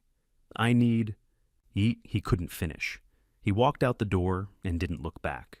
I stood in my living room surrounded by FBI agents documenting the scene and listened to my son's car pull away. We'd caught them. We'd stopped them. But watching Liam leave, I wasn't sure we'd won anything at all. The police lights painted my living room in alternating red and blue. Through the window, I watched FBI agents loading evidence boxes into vans. Neighbors stood on their porches trying to understand what had just happened. Liam sat on the couch where Serena had sat an hour ago. He hadn't moved since Agent Moreno asked him to stay. I wanted to sit beside him, put my arm around him like I had when he was 12 and Catherine first got sick. But I didn't know if he'd let me. Agent Moreno came back inside, her professional mask softened slightly. Liam, I need to ask you some questions. For the record, you're not under investigation. You're a witness and a victim, but we need your statement. Liam nodded without looking up. Okay. She sat across from him, tablet in hand. When did you first meet the woman you knew as Lauren Blackwell? 4 years ago. Liam's voice was flat hollow. October 2020, church charity event, St. Mark's downtown. She was volunteering at the food drive. I'd forgotten about that. Liam had started going to St. Mark's after Catherine died, looking for community, looking for something to fill the emptiness. Serena had been looking too, for her next victim. She seemed perfect, Liam continued. Kind, funny. She asked about my family, seemed genuinely interested in my life. We started getting coffee after volunteer shifts, then dinners. It felt natural. It felt real. Agent Moreno typed notes. When did she meet your father? 6 months later, April 2021. I'd been wanting them to meet, but she kept saying she was nervous, wanted to wait until the time was right. Liam laughed bitterly. Now I know she was just planning, calculating when to make her move. What about Kenneth Wallace Marcus Reeves? Agent Moreno asked. Lauren introduced us about a year ago, said he was a friend's father, an estate planning expert.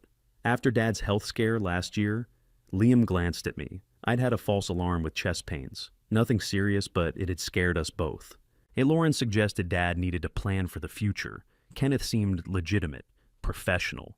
They usually do, Agent Moreno said quietly. Liam, I need you to understand something. Serena Voss is a professional. She's been doing this for over a decade. Everything about your relationship was engineered. The charity event wasn't coincidence, they researched their targets. Your father was recently widowed, financially stable in his mid-60s. You were his only child, working as a teacher, good-hearted. You were the perfect access point. Liam's hands started shaking. 4 years. 4 years of my life. We talked about having kids, about buying a house together. His voice broke.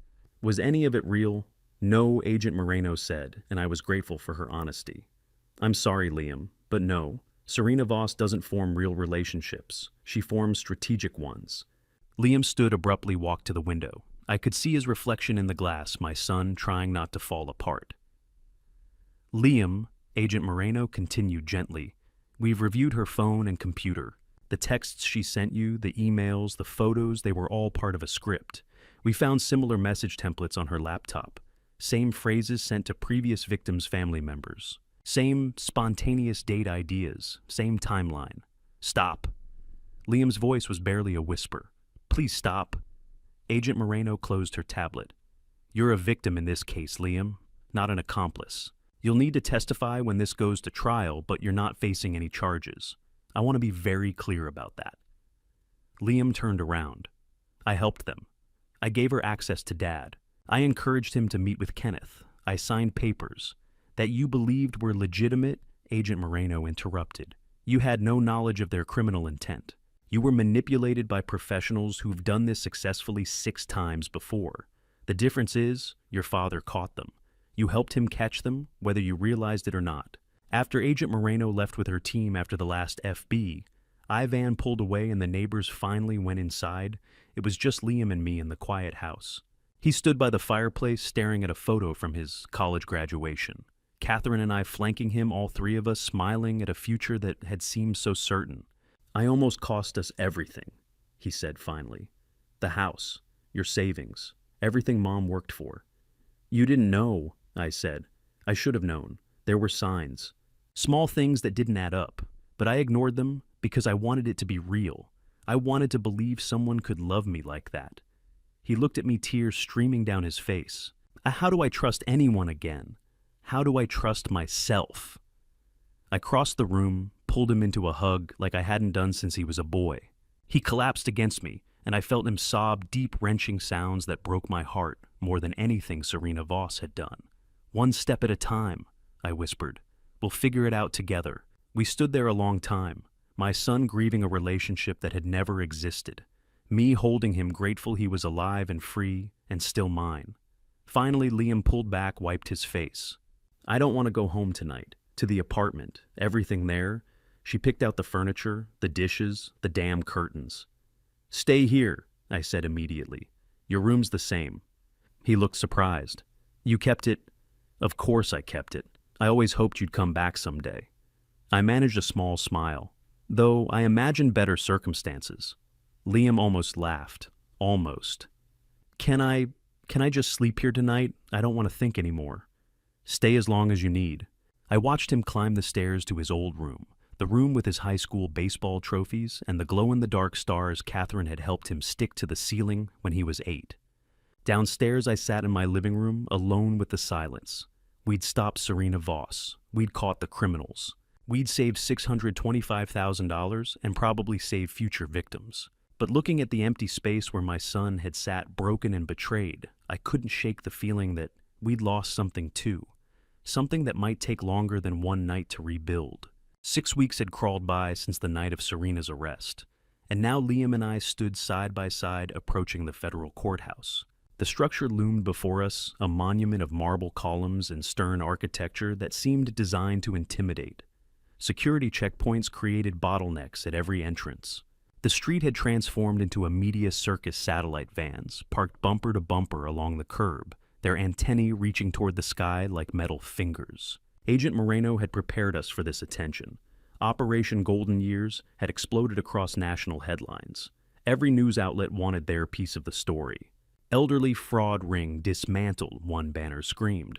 Romance con artist awaits federal trial, declared another. Liam had chosen the Navy suit Catherine had purchased for him 5 years back, when he'd been interviewing for teaching positions fresh out of graduate school. The fabric hung differently on him now, looser around the shoulders, the waist requiring an extra notch on his belt. The stress had carved weight from his frame during these past weeks, hollowing out his cheeks and sharpening his jawline in ways that aged him beyond his years. You ready for this? I asked as we closed in on the metal detectors, watching other people funnel through the security apparatus. He gave a single determined nod. "Let's finish what we started." The courtroom itself surprised me with its modest dimensions. I'd imagined something grander, more theatrical. Instead, we entered a space that felt almost intimate despite its formal trappings. Serena occupied the defense table in her orange prison jumpsuit, hair scraped back from her face and a severe ponytail skin, bare of any cosmetic enhancement. She appeared unremarkable, common. That realization sent ice through my veins, the ordinariness of her. She could have been anyone's daughter, anyone's wife, anyone's neighbor. Evil didn't always announce itself with fanfare. Marcus Reeves had already made his exit from this drama. 3 weeks prior, he'd accepted a plea bargain, trading his testimony against Serena for a shortened sentence. 7 years behind bars rather than 15. Agent Moreno had explained that his cooperation had proven invaluable names of other potential accomplices, detailed methodology of their operations, offshore bank accounts that investigators hadn't discovered. He'd chosen survival over loyalty, and I couldn't entirely blame him for that calculation. The prosecution summoned me as their opening witness. I approached the stand with the same deliberate composure I'd cultivated over 4 decades of professional testimony, raised my right hand toward the ceiling, swore before God and this court to speak nothing but truth. The prosecutor, Jennifer Walsh, possessed the sharp competence of someone who'd built her career on cases exactly like this one. She guided me through our story with surgical precision. The security camera footage showing that hooded figure, the mysteriously deleted files, Liam's accidental discovery of the damning laptop, the USB drive containing years of deception. Mr. Blackwell, during your 4 decades working as an insurance adjuster, approximately how many fraud investigations did you conduct? Several hundred at minimum, I responded, keeping my tone professional and measured. Possibly exceeding 1,000 when I account for smaller claims that never reached full investigation status. Drawing upon that extensive professional experience, would you characterize this particular fraud scheme as sophisticated, extraordinarily sophisticated? The documentation they had prepared was absolutely flawless, expertly forged, legally sound on its surface. The estate planning framework appeared completely legitimate. If I hadn't physically caught them in the process of executing their plan, they would have succeeded completely. I'd have lost everything without ever understanding what happened. Why I maintain that clinical detachment, treating this testimony like any other professional obligation I'd fulfilled throughout my career. But when Jennifer Walsh displayed photographs for the jury images of the 6 previous victims, elderly faces creased with years of living, some now permanently absent from this world, my composure fractured momentarily. These individuals placed their trust in her, I said, my voice roughening, despite my best efforts.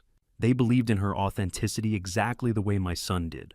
As Serena's defense attorney launched his cross-examination with predictable aggression, suggesting I'd misinterpreted benign actions through a lens of paranoia and suspicion, that perhaps my judgment had been clouded by grief over Catherine's death, by loneliness, by the natural cognitive decline that accompanies advanced age.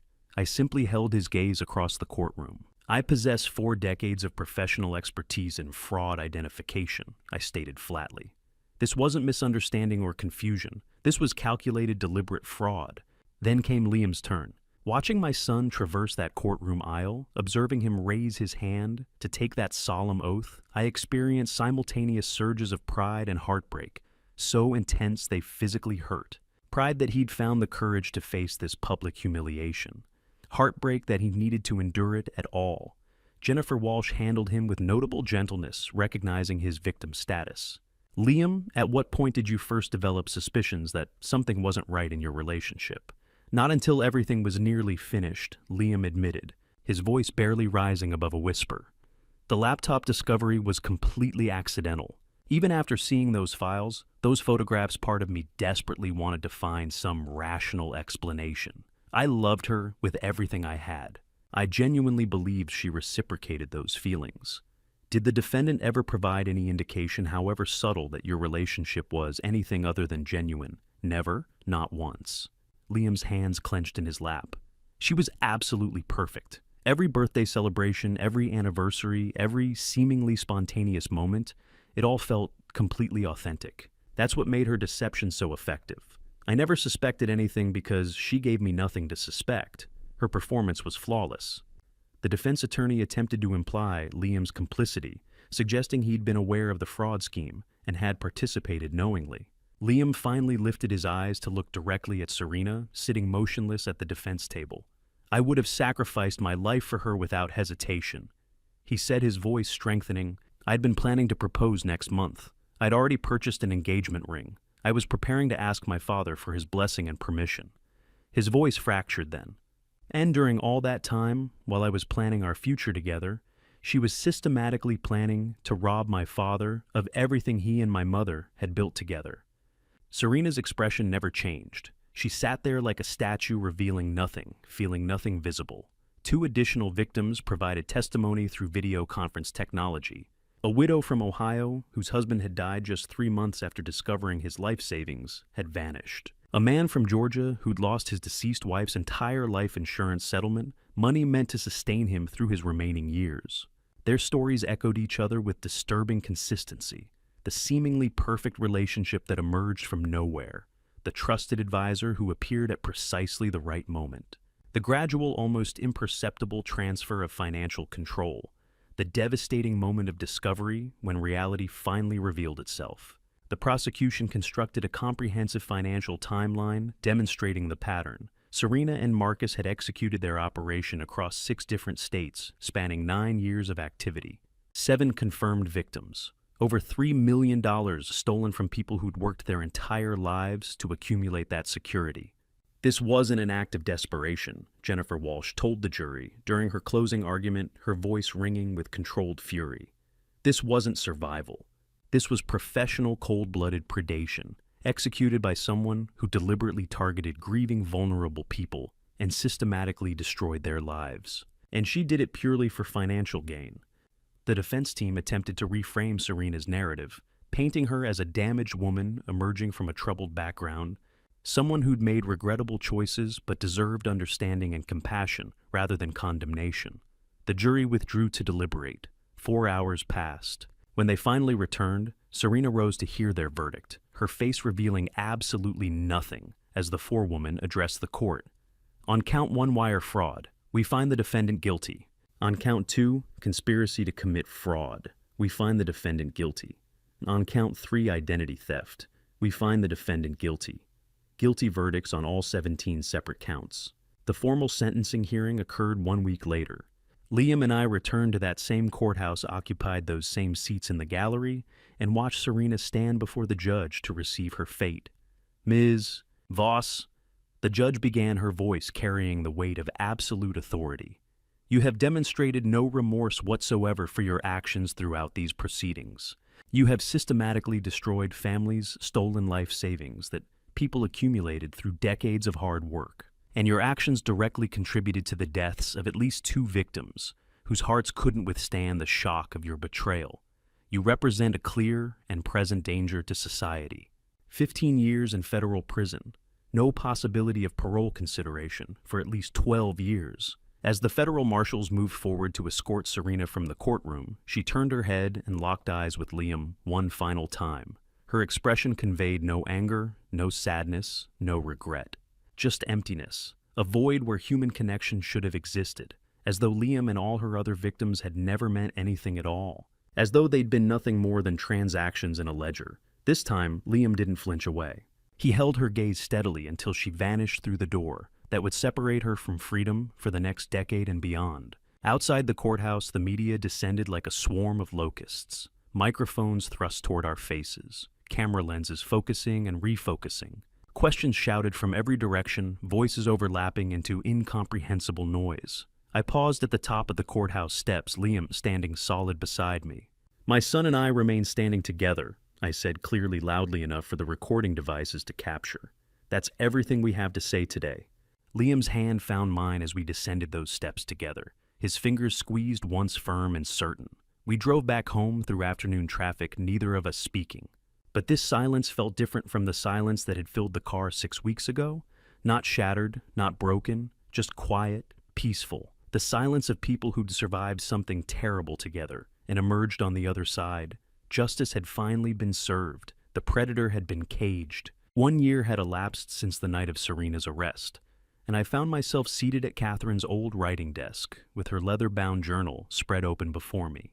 She'd maintained this journal faithfully for 3 decades, a repository of handwritten recipes passed down through generations. Detailed notes about which plants thrived in which corners of our garden, reflections about watching Liam grow from infant to man. After her death, I'd kept the journal sealed in her desk drawer, unable to summon the emotional strength to open it. Now I was adding my own chapter to hers, my handwriting looking angular and masculine beside her flowing script. Dear Catherine, a full year has passed since I discovered the truth about our son's wife. A full year since I chose to fight back rather than become another statistic. You would have felt such pride watching how Liam handled everything that followed, how we've been healing side by side. I'm writing this for people who might be confronting what I confronted. Because I've learned something profound, age doesn't render us helpless. It makes us dangerous if we make the conscious choice to be. I lifted my eyes from the page and gazed through the window at Russell, tending his roses the morning sun, catching the water droplets from his hose, and transforming them into tiny prisms. I thought about everything that had transported me to this moment of reflection. Then I returned to writing. To anyone reading these words who's facing circumstances similar to mine, age is not synonymous with weakness. Every year you've survived on this earth has imparted lessons. You've developed the ability to read people accurately. You recognize when something feels wrong in your gut. Trust that accumulated knowledge. Watch for these warning signs. Someone attempts to isolate you from family members or longtime friends. They pressure you to make financial decisions with artificial urgency. They discourage you from seeking second opinions or consulting other advisors. They respond with anger or defensiveness when you ask reasonable questions. Trust people, but always verify their claims, even with family members, especially with family members. Love and trust are not identical concepts. If someone claiming to love you becomes angry when you ask for clarification or documentation, that reaction is communicating something important. Community becomes your fortress. I survived this ordeal because of Russell Parker, Jake Martinez, Diane Foster, Agent Moreno, people who noticed when details didn't align properly and spoke up, despite potential awkwardness. Build your fortress intentionally. Maintain connections. Predators depend on isolation to succeed. Refuse to be alone. Technology serves as your ally. A $150 security camera system saved me $625,000 in assets. Install cameras around your property. Maintain digital records of all important communications and transactions. Back up everything to cloud storage. Document everything meticulously. The legal system functions properly if you take action. I gathered comprehensive evidence. I hired competent legal representation. I contacted federal law enforcement. I fought back strategically. Don't wait for someone else to rescue you. Understand your legal rights. You possess the authority to revoke power of attorney at any time. You can refuse financial advice you don't understand. You can demand to review all documents thoroughly before signing anything. You can bring a trusted person to any meeting. You can modify beneficiaries or estate plans if you're mentally competent. Document absolutely everything. Keep a daily journal. Save every email. Screenshot text messages.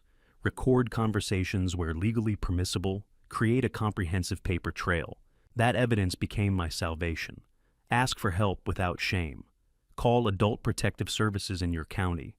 Contact your local area agency on aging. Reach out to elder law attorneys in your area. Most offer free initial consultations. You don't have to wage this battle alone. If you're thinking thoughts like, I'm too old to understand modern technology, or I'm too old to fight back effectively, stop that thinking immediately. I'm 67 years old.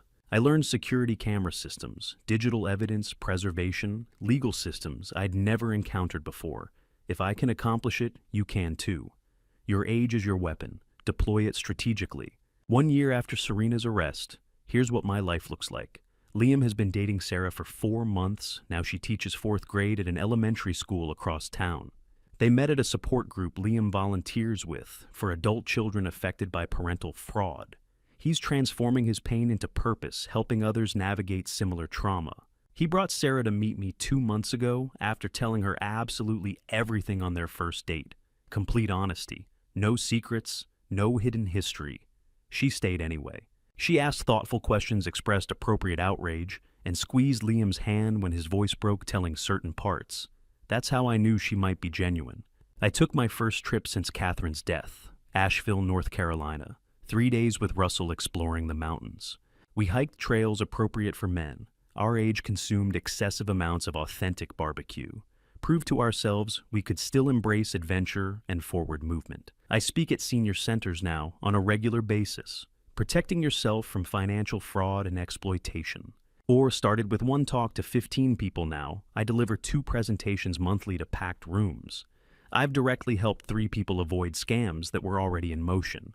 Dorothy from my support group referred her neighbor to me. Someone was pressuring the neighbor to sign over her house to pay fabricated tax debts. We stopped it completely. Agent Moreno informed me that Serena's arrest triggered 4 additional arrests within the broader criminal network. 11 confirmed victims total across 7 states.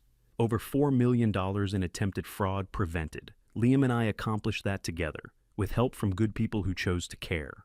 Thanksgiving arrived 2 weeks ago, the kind of Thanksgiving Catherine would have loved. My dining room table, originally designed for 6 people, maximum somehow accommodated 10.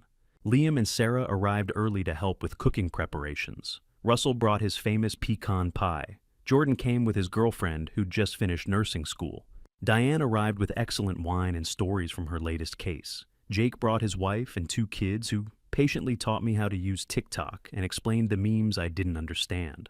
We laughed too loud, ate too much, argued passionately about football. Sarah fit naturally into our dynamic, helping Liam carve the turkey and teasing me about my outdated coffee maker. This wasn't the family Catherine and I had planned or imagined, but they were mine, chosen through adversity and earned through trust. Before dinner, I raised my wine glass for a toast. To Catherine, who taught me what authentic love looks like. Liam lifted his glass. To second chances we don't waste. Russell. To people who give a damn when it matters. Jake. To security cameras. Everyone laughed at that. Diane. To justice that actually works sometimes. Sarah, still learning our rhythms. To healing that happens together. To all of it, I finished. To family we choose intentionally. To fighting back when cornered. To still being here and standing. Later, while cleaning up the considerable mess, Liam stood beside me at the sink, washing dishes. You ever think about what would have happened if you hadn't caught them in time? Every single day, I admitted honestly. But I did catch them. That's what ultimately matters. Because you fought back instead of accepting it. Because we fought back, I corrected him firmly. Together. You found that laptop. You came to me at 3 a.m. You testified in court. This victory belongs to both of us. He smiled the genuine smile I'd been seeing more frequently. Mom would have been proud of us. She is proud, I said with certainty. Here's what I need you to understand. Serena Voss and Marcus Reeves evaluated me and concluded I was an easy target. 67 years old, recently widowed, grieving, living alone. They were catastrophically wrong. I wasn't alone. I had Russell. I had community. I had 40 years of professional experience that taught me to question everything, to investigate thoroughly, to trust my instincts over convenient explanations. I wasn't helpless. I had resources. I had legal rights. I had technology. I wasn't too old. I was exactly the right age, old enough to possess wisdom, young enough to fight effectively. They underestimated me completely. That was their fatal mistake. If you recognize yourself in this story, you are not alone. Resources exist, support groups, legal aid, people who will help you fight without judgment. You are not helpless. You possess rights. You have legal protections. You have the power to say no, to ask questions, to walk away. You are not too old to fight back. Every year you've lived has made you stronger. You've survived loss change challenges. You can survive this too. Your voice carries weight. When you speak up, you protect not just yourself, but the next person they would have targeted. Your instincts hold validity. If something feels wrong, it probably is. Don't let anyone convince you you're being paranoid. Trust yourself. I closed Catherine's journal and stood at the window watching spring transform Charlotte. The dogwoods had given way to summer's deeper greens, life continuing its cycle. Liam was bringing Sarah for dinner tonight. Russell would probably drop by for coffee tomorrow morning. Next week I'd speak at another senior center. The week after my support group would meet. Life moved forward. We moved with it. Not forgetting what happened, not pretending it didn't leave scars, but not letting it define us either. Catherine used to say that strength isn't about never falling down, it's about getting back up every single time. We got back up, and we're still standing. 12 months had passed since that pivotal night when federal agents stormed through my front door and placed handcuffs on the woman my son had planned to marry. Now I found myself standing in front of a room filled with 78 senior citizens at the Meadowbrook Community Center, preparing to deliver my monthly presentation on elder fraud prevention. The room smelled like coffee and vanilla air freshener, folding chairs arranged in neat rows. A projector displaying my opening slide, "Your age is your armor, fighting back against financial predators." Some attendees sat with arms crossed, skeptical expressions, suggesting they'd come because their adult children had insisted. Others leaned forward with notebooks open, already taking notes before I'd spoken a single word. "My name is Marshall Blackwell." I began, my voice carrying to the back row. "1 year ago, my own family tried to steal everything I owned, and I'm going to tell you exactly how I stopped them." The skeptical expressions shifted. People sat up straighter. I'd delivered this presentation 19 times now, but it never got easier, sharing the most humiliating details of my life with strangers. Admitting I'd been targeted, manipulated, nearly destroyed. But every time I finished, at least one person would approach me afterward with trembling hands and whispered confessions. This is happening to me right now, and that made every uncomfortable moment worthwhile. Today, a woman in the third row, maybe 75 pearl necklace hands twisting a tissue, caught my attention. She had that look, the one I'd learned to recognize, fear mixed with shame, mixed with desperate hope that someone might understand. After my presentation concluded, after the applause faded and people gathered their belongings, she approached me with hesitant steps. "Mr. Blackwell, I'm Margaret Chen." Her voice barely rose above a whisper. "My nephew has been living with me for 8 months. He convinced me to add him to my checking account. Yesterday I discovered $40,000 missing." My chest tightened with familiar anger. Another predator, another victim. "Have you confronted him?" I asked gently. "He says I'm confused, that I gave him permission to use the money for house repairs that haven't happened yet. He says I'm getting forgetful." Tears spilled down her cheeks. Maybe I am. Maybe I did give permission and just don't remember. I'd heard this script before. The gaslighting, the manipulation, making victims doubt their own reality. "Mrs. Chen, do you have bank statements?" She nodded, pulling folded papers from her purse with shaking hands. We sat in the now empty community center for 90 minutes. I walked her through documenting everything, photographing the statements, writing down every conversation she could remember. I gave her Diane Foster's phone number, explained her rights, reminded her that confusion and dementia don't make someone less deserving of protection. They make legal protections more important. "But he's family," she whispered. "If I report him, it'll destroy my sister. She'll never forgive me." "If you don't report him, he'll destroy you," I said. "And then he'll move on to someone else's family, someone else's sister." She left with Diane's number programmed into her phone and a promise to call within 24 hours. I watched her walk to her car, shoulders a little straighter than when she'd arrived. Russell was waiting on my front porch when I got home, 2 cups of coffee from our favorite diner cooling on the railing. "How'd it go?" he asked as I climbed the steps. "Good. Maybe save someone today. Maybe..." Russell handed me a coffee. "Frank, you've definitely saved people. That's not maybe territory anymore." We sat in comfortable silence, watching the neighborhood wind down for the evening. Kids riding bikes, someone mowing their lawn, normal life happening all around us. "Got a call from that reporter again," Russell mentioned casually. "The one from the Charlotte Observer. Still wants to do a feature story on you." I'd been avoiding that reporter for 3 months. Janet something. She'd tracked down my number, somehow left increasingly persistent voicemails about wanting to tell my story for a broader audience. "Not interested," I said. "Why not? You're already doing these talks, already putting yourself out there." "Talks are different. I control the narrative. I see the people I'm helping directly." I sipped the lukewarm coffee. "A newspaper article. That's permanent.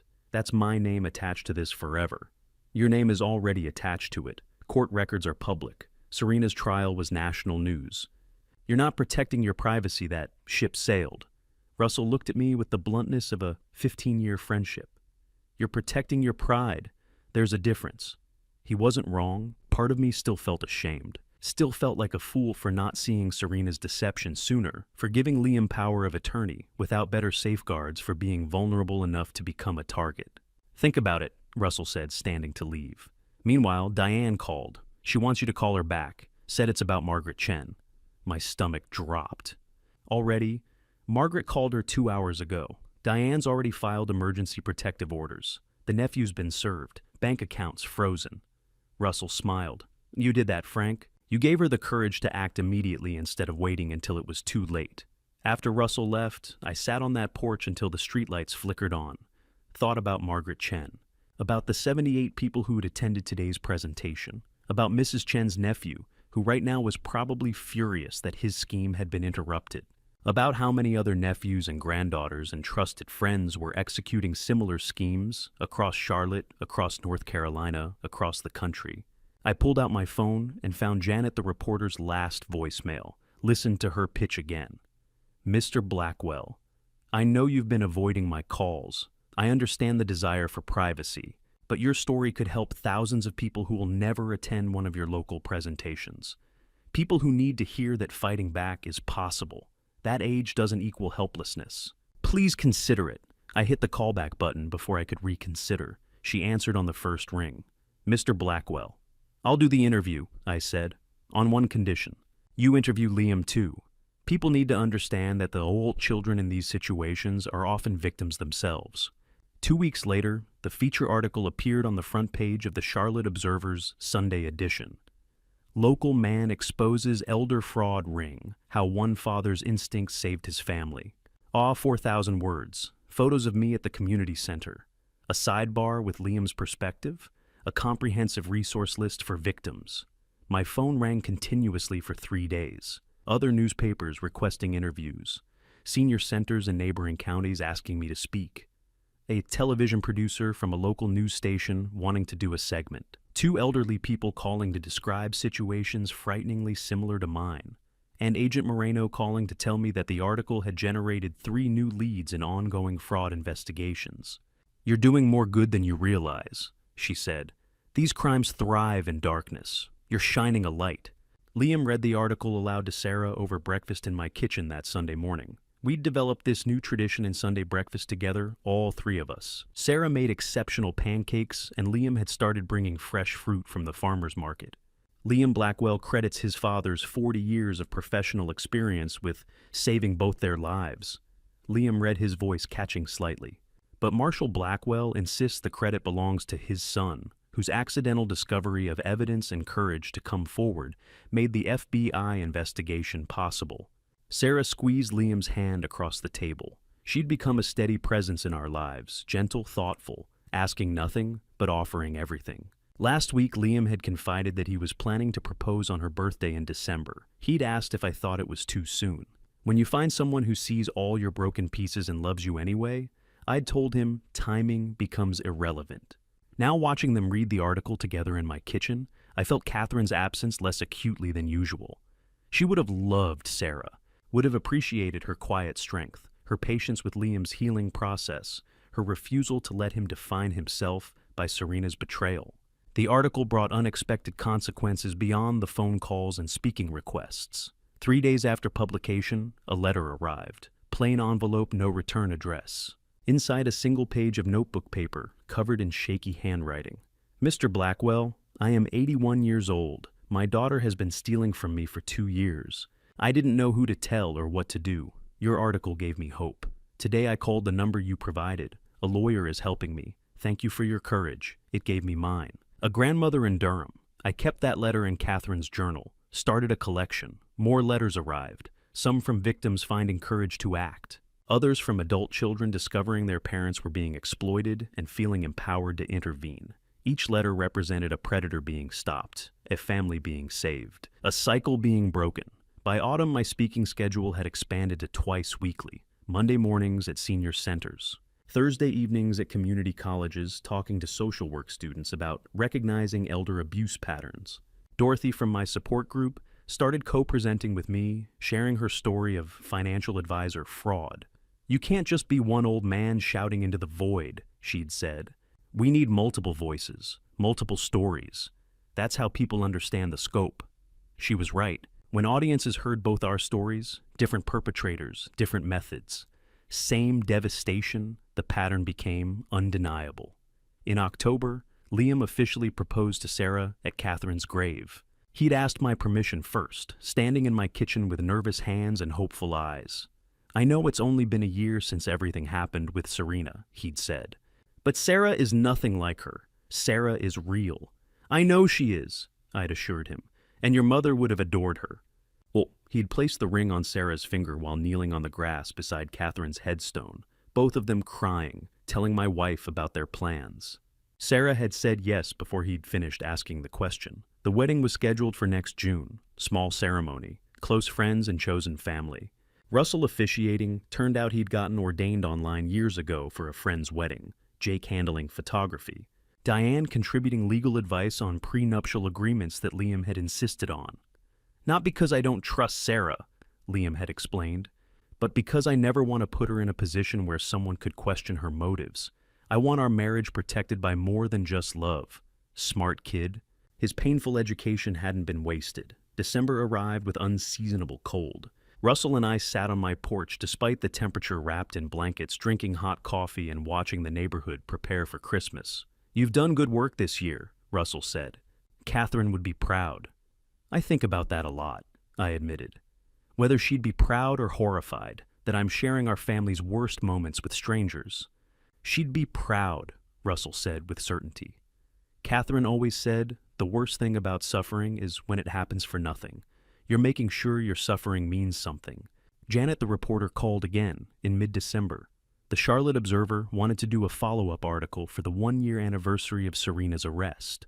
Update readers on Margaret Chen's case. Her nephew had been charged with felony exploitation of the elderly. Share statistics on how many people had contacted authorities after reading the original article. 47 people, Janet told me. 47 people in North Carolina contacted Adult Protective Services or law enforcement after reading your story, citing it as their motivation to finally report suspected abuse. That number doesn't include people who called lawyers or took other private action. 47 families potentially saved, 47 predators potentially stopped. The numbers staggered me. Mr. Blackwell, you've started something bigger than yourself, Janet continued. Other states are asking permission to reprint the article. Support groups are using it as educational material. You've become a voice for a population that's often voiceless. After she hung up, I sat at Catherine's desk and opened her journal, added another entry. Dear Catherine, they want to write another article. Apparently, I've become some kind of spokesperson for elder fraud victims. Me, Marshall Blackwell. The guy who almost lost everything because he trusted the wrong people. But maybe that's exactly why my voice matters. Because I'm not perfect. I'm not invulnerable. I'm just a widower who got lucky, who had good neighbors, who chose to fight back. And if I can help even one more person find their courage, then maybe all of this, the humiliation, the betrayal, the pain, maybe it means something. Maybe that's how we honor suffering, by making sure it protects someone else. I think you'd understand that. I think you'd tell me to keep going, so I will. Love always, Frank?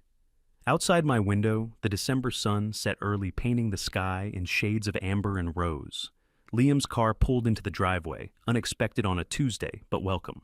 He climbed out with Sarah beside him, both of them carrying shopping bags filled with what looked like Christmas decorations. We thought you could use help with the tree this year, Liam called up to the porch. For the first time since Catherine died, I'd purchased a Christmas tree. It stood bare in my living room, waiting. I watched my son and his fiancée climb the porch steps, arms full of ornaments and hope, and realized something profound. We hadn't just survived Serena's predation.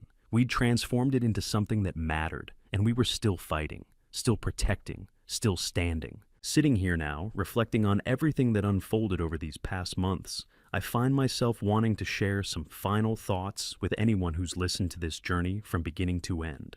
Looking back at my own family story, I've come to understand something profound about how family betrayal actually operates in the real world. It doesn't arrive wearing a villain's mask or announcing malicious intentions. It comes disguised as concern for your well-being, wrapped in offers of help, speaking the familiar language of love while simultaneously calculating exactly how much it can extract before you finally notice the damage. I made mistakes that nearly cost me everything. The classic widower's error, I confused my crushing loneliness with clear judgment, mistook my grief for wisdom. When Catherine died, a profound emptiness settled into every corner of my life. I became so desperately hungry for our family to feel whole again, so eager for normalcy to return, that I systematically ignored the small inconsistencies accumulating around me. Those questions that didn't quite align properly. Those moments when my investigator's instincts whispered urgent warnings, I actively chose not to hear, because hearing them meant acknowledging painful possibilities. Don't be like I was during those vulnerable months. Don't let your deep desire for family connection and normalcy blind you to the reality unfolding directly in front of your eyes. Here's the truly ironic part of my family story. I spent 40 years building a career on spotting fraud and insurance claims. 40 years. Training myself to recognize patterns, identify inconsistencies, trust documentation over explanations. Yet I nearly missed the most significant fraud of my entire life happening right inside my own home. Why?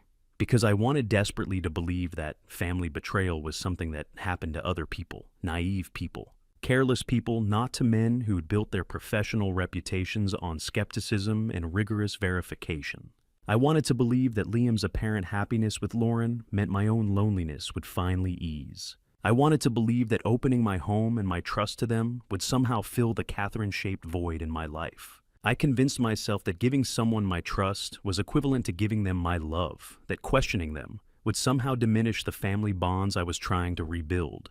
The Bible reminds us in the Proverbs 3:5, "Trust in the Lord with all your heart, and lean not on your own understanding." For many years, I misinterpreted that verse as passive acceptance, as though trusting God meant accepting whatever circumstances arrived without asking hard questions. But I was fundamentally wrong about that interpretation. God gave us discernment for important reasons. He gave us instincts that scream warnings when something feels dangerously wrong. Trusting Him doesn't mean ignoring those God-given instincts. It means having the courage to act on them decisively, even when acting means facing devastating consequences about people we love deeply. Here's what I desperately wish I'd understood sooner. The people closest to you possess the greatest capacity to inflict profound harm, not because they're strangers wearing elaborate disguises, but because you voluntarily handed them the keys both literally and figuratively.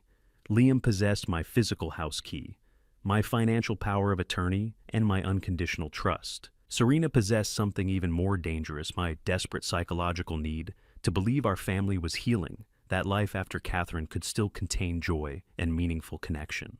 My response to their scheme, what some might call revenge, wasn't primarily fueled by anger, though God knows, I felt enormous amounts of that emotion. It was fundamentally about protecting what Catherine and I had built together through decades of hard work, mutual sacrifice, and genuine love.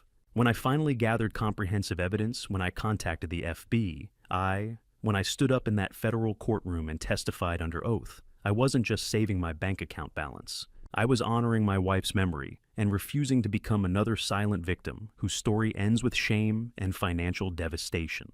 What I've learned through this extraordinarily painful journey is that fighting back doesn't require youth or physical strength or technical expertise you don't currently possess. Fighting back requires something simultaneously simpler and more powerful, the fundamental decision to value yourself enough to take action, to document systematically, to question persistently, to seek help without allowing shame to silence you. Don't be like I was during those early months manufacturing excuses for behavior that deserved serious scrutiny. Don't be like I was thinking that asking reasonable questions equals distrust, or that demanding financial transparency equals paranoia. Family betrayal thrives specifically in environments where victims convince themselves that preserving relationships matters more than protecting themselves from exploitation. Your age isn't your weakness, it's actually your greatest weapon if you consciously choose to deploy it strategically. You've survived decades on this planet. You've successfully navigated profound loss, dramatic change, economic upheavals, personal tragedies that would have broken younger versions of yourself.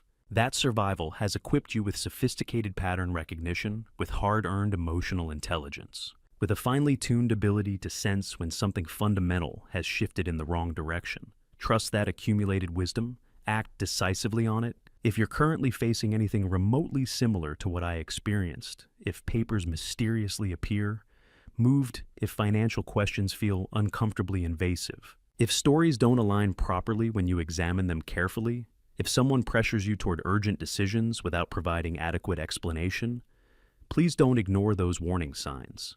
You're not being paranoid. You're not too old to understand modern complexities. You're simply paying attention, and attention literally saves lives. I think about the other victims frequently: Theodore Kowalski, who lost everything at 73, the widow from Ohio, whose husband's heart gave out from the shock, Margaret Chen, who almost lost her home to her own nephew. Each of them trusted someone.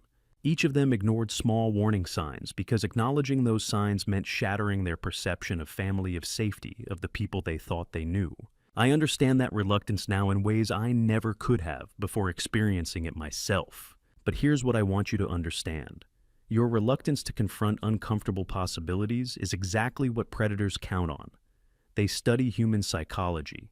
They understand that people will perform extraordinary mental gymnastics to avoid believing that someone they love could deliberately harm them.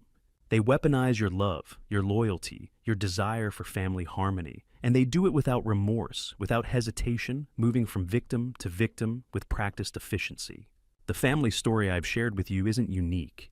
It's a pattern repeating itself in communities across this country every single day. The names change, the specific tactics vary slightly, but the fundamental dynamic remains consistent. Vulnerable people, often elderly, often isolated, often grieving, become targets for individuals who view relationships as transactions and families as opportunities for financial gain. Breaking that pattern requires collective action. It requires people like you who've listened to this entire narrative to share what you've learned with others who might need this information. It requires building communities where asking questions isn't seen as accusatory, but as responsible. It requires normalizing conversations about financial exploitation, so victims feel empowered to speak up before they lose everything. Thank you for walking this entire journey with me, from that terrifying night at 2:03 a.m. through courtroom testimony to the ongoing healing that continues today. Your attention to these issues matters more profoundly than you might realize. I genuinely want to hear from you. Drop a comment below, sharing what resonated most powerfully. Or tell me, would you have recognized these warning signs in your own family before catastrophe struck? Your perspective could help someone else recognize their own dangerous situation. If this family story connected with you emotionally or provided valuable insights, please consider subscribing so you won't miss future narratives exploring these critical issues affecting our communities. Every subscription tells me that these conversations matter, that shining light on uncomfortable topics serves a purpose beyond my own healing. One important final note before we part. The narrative you've just experienced contains creative storytelling elements designed to illustrate broader patterns of elder exploitation, blended with educational content about protecting yourself and your loved ones. If this approach to exploring serious social issues doesn't align with your content preferences, I respect that completely. Please feel free to explore other videos that better serve your needs and interests. Remember, you have people who genuinely care. You have power you haven't yet deployed. You have legal rights worth exercising. You have strength that decades of living have forged into something unbreakable. Use them all. Fight back when circumstances demand it. Protect yourself without apology. You're not finished yet. None of us are.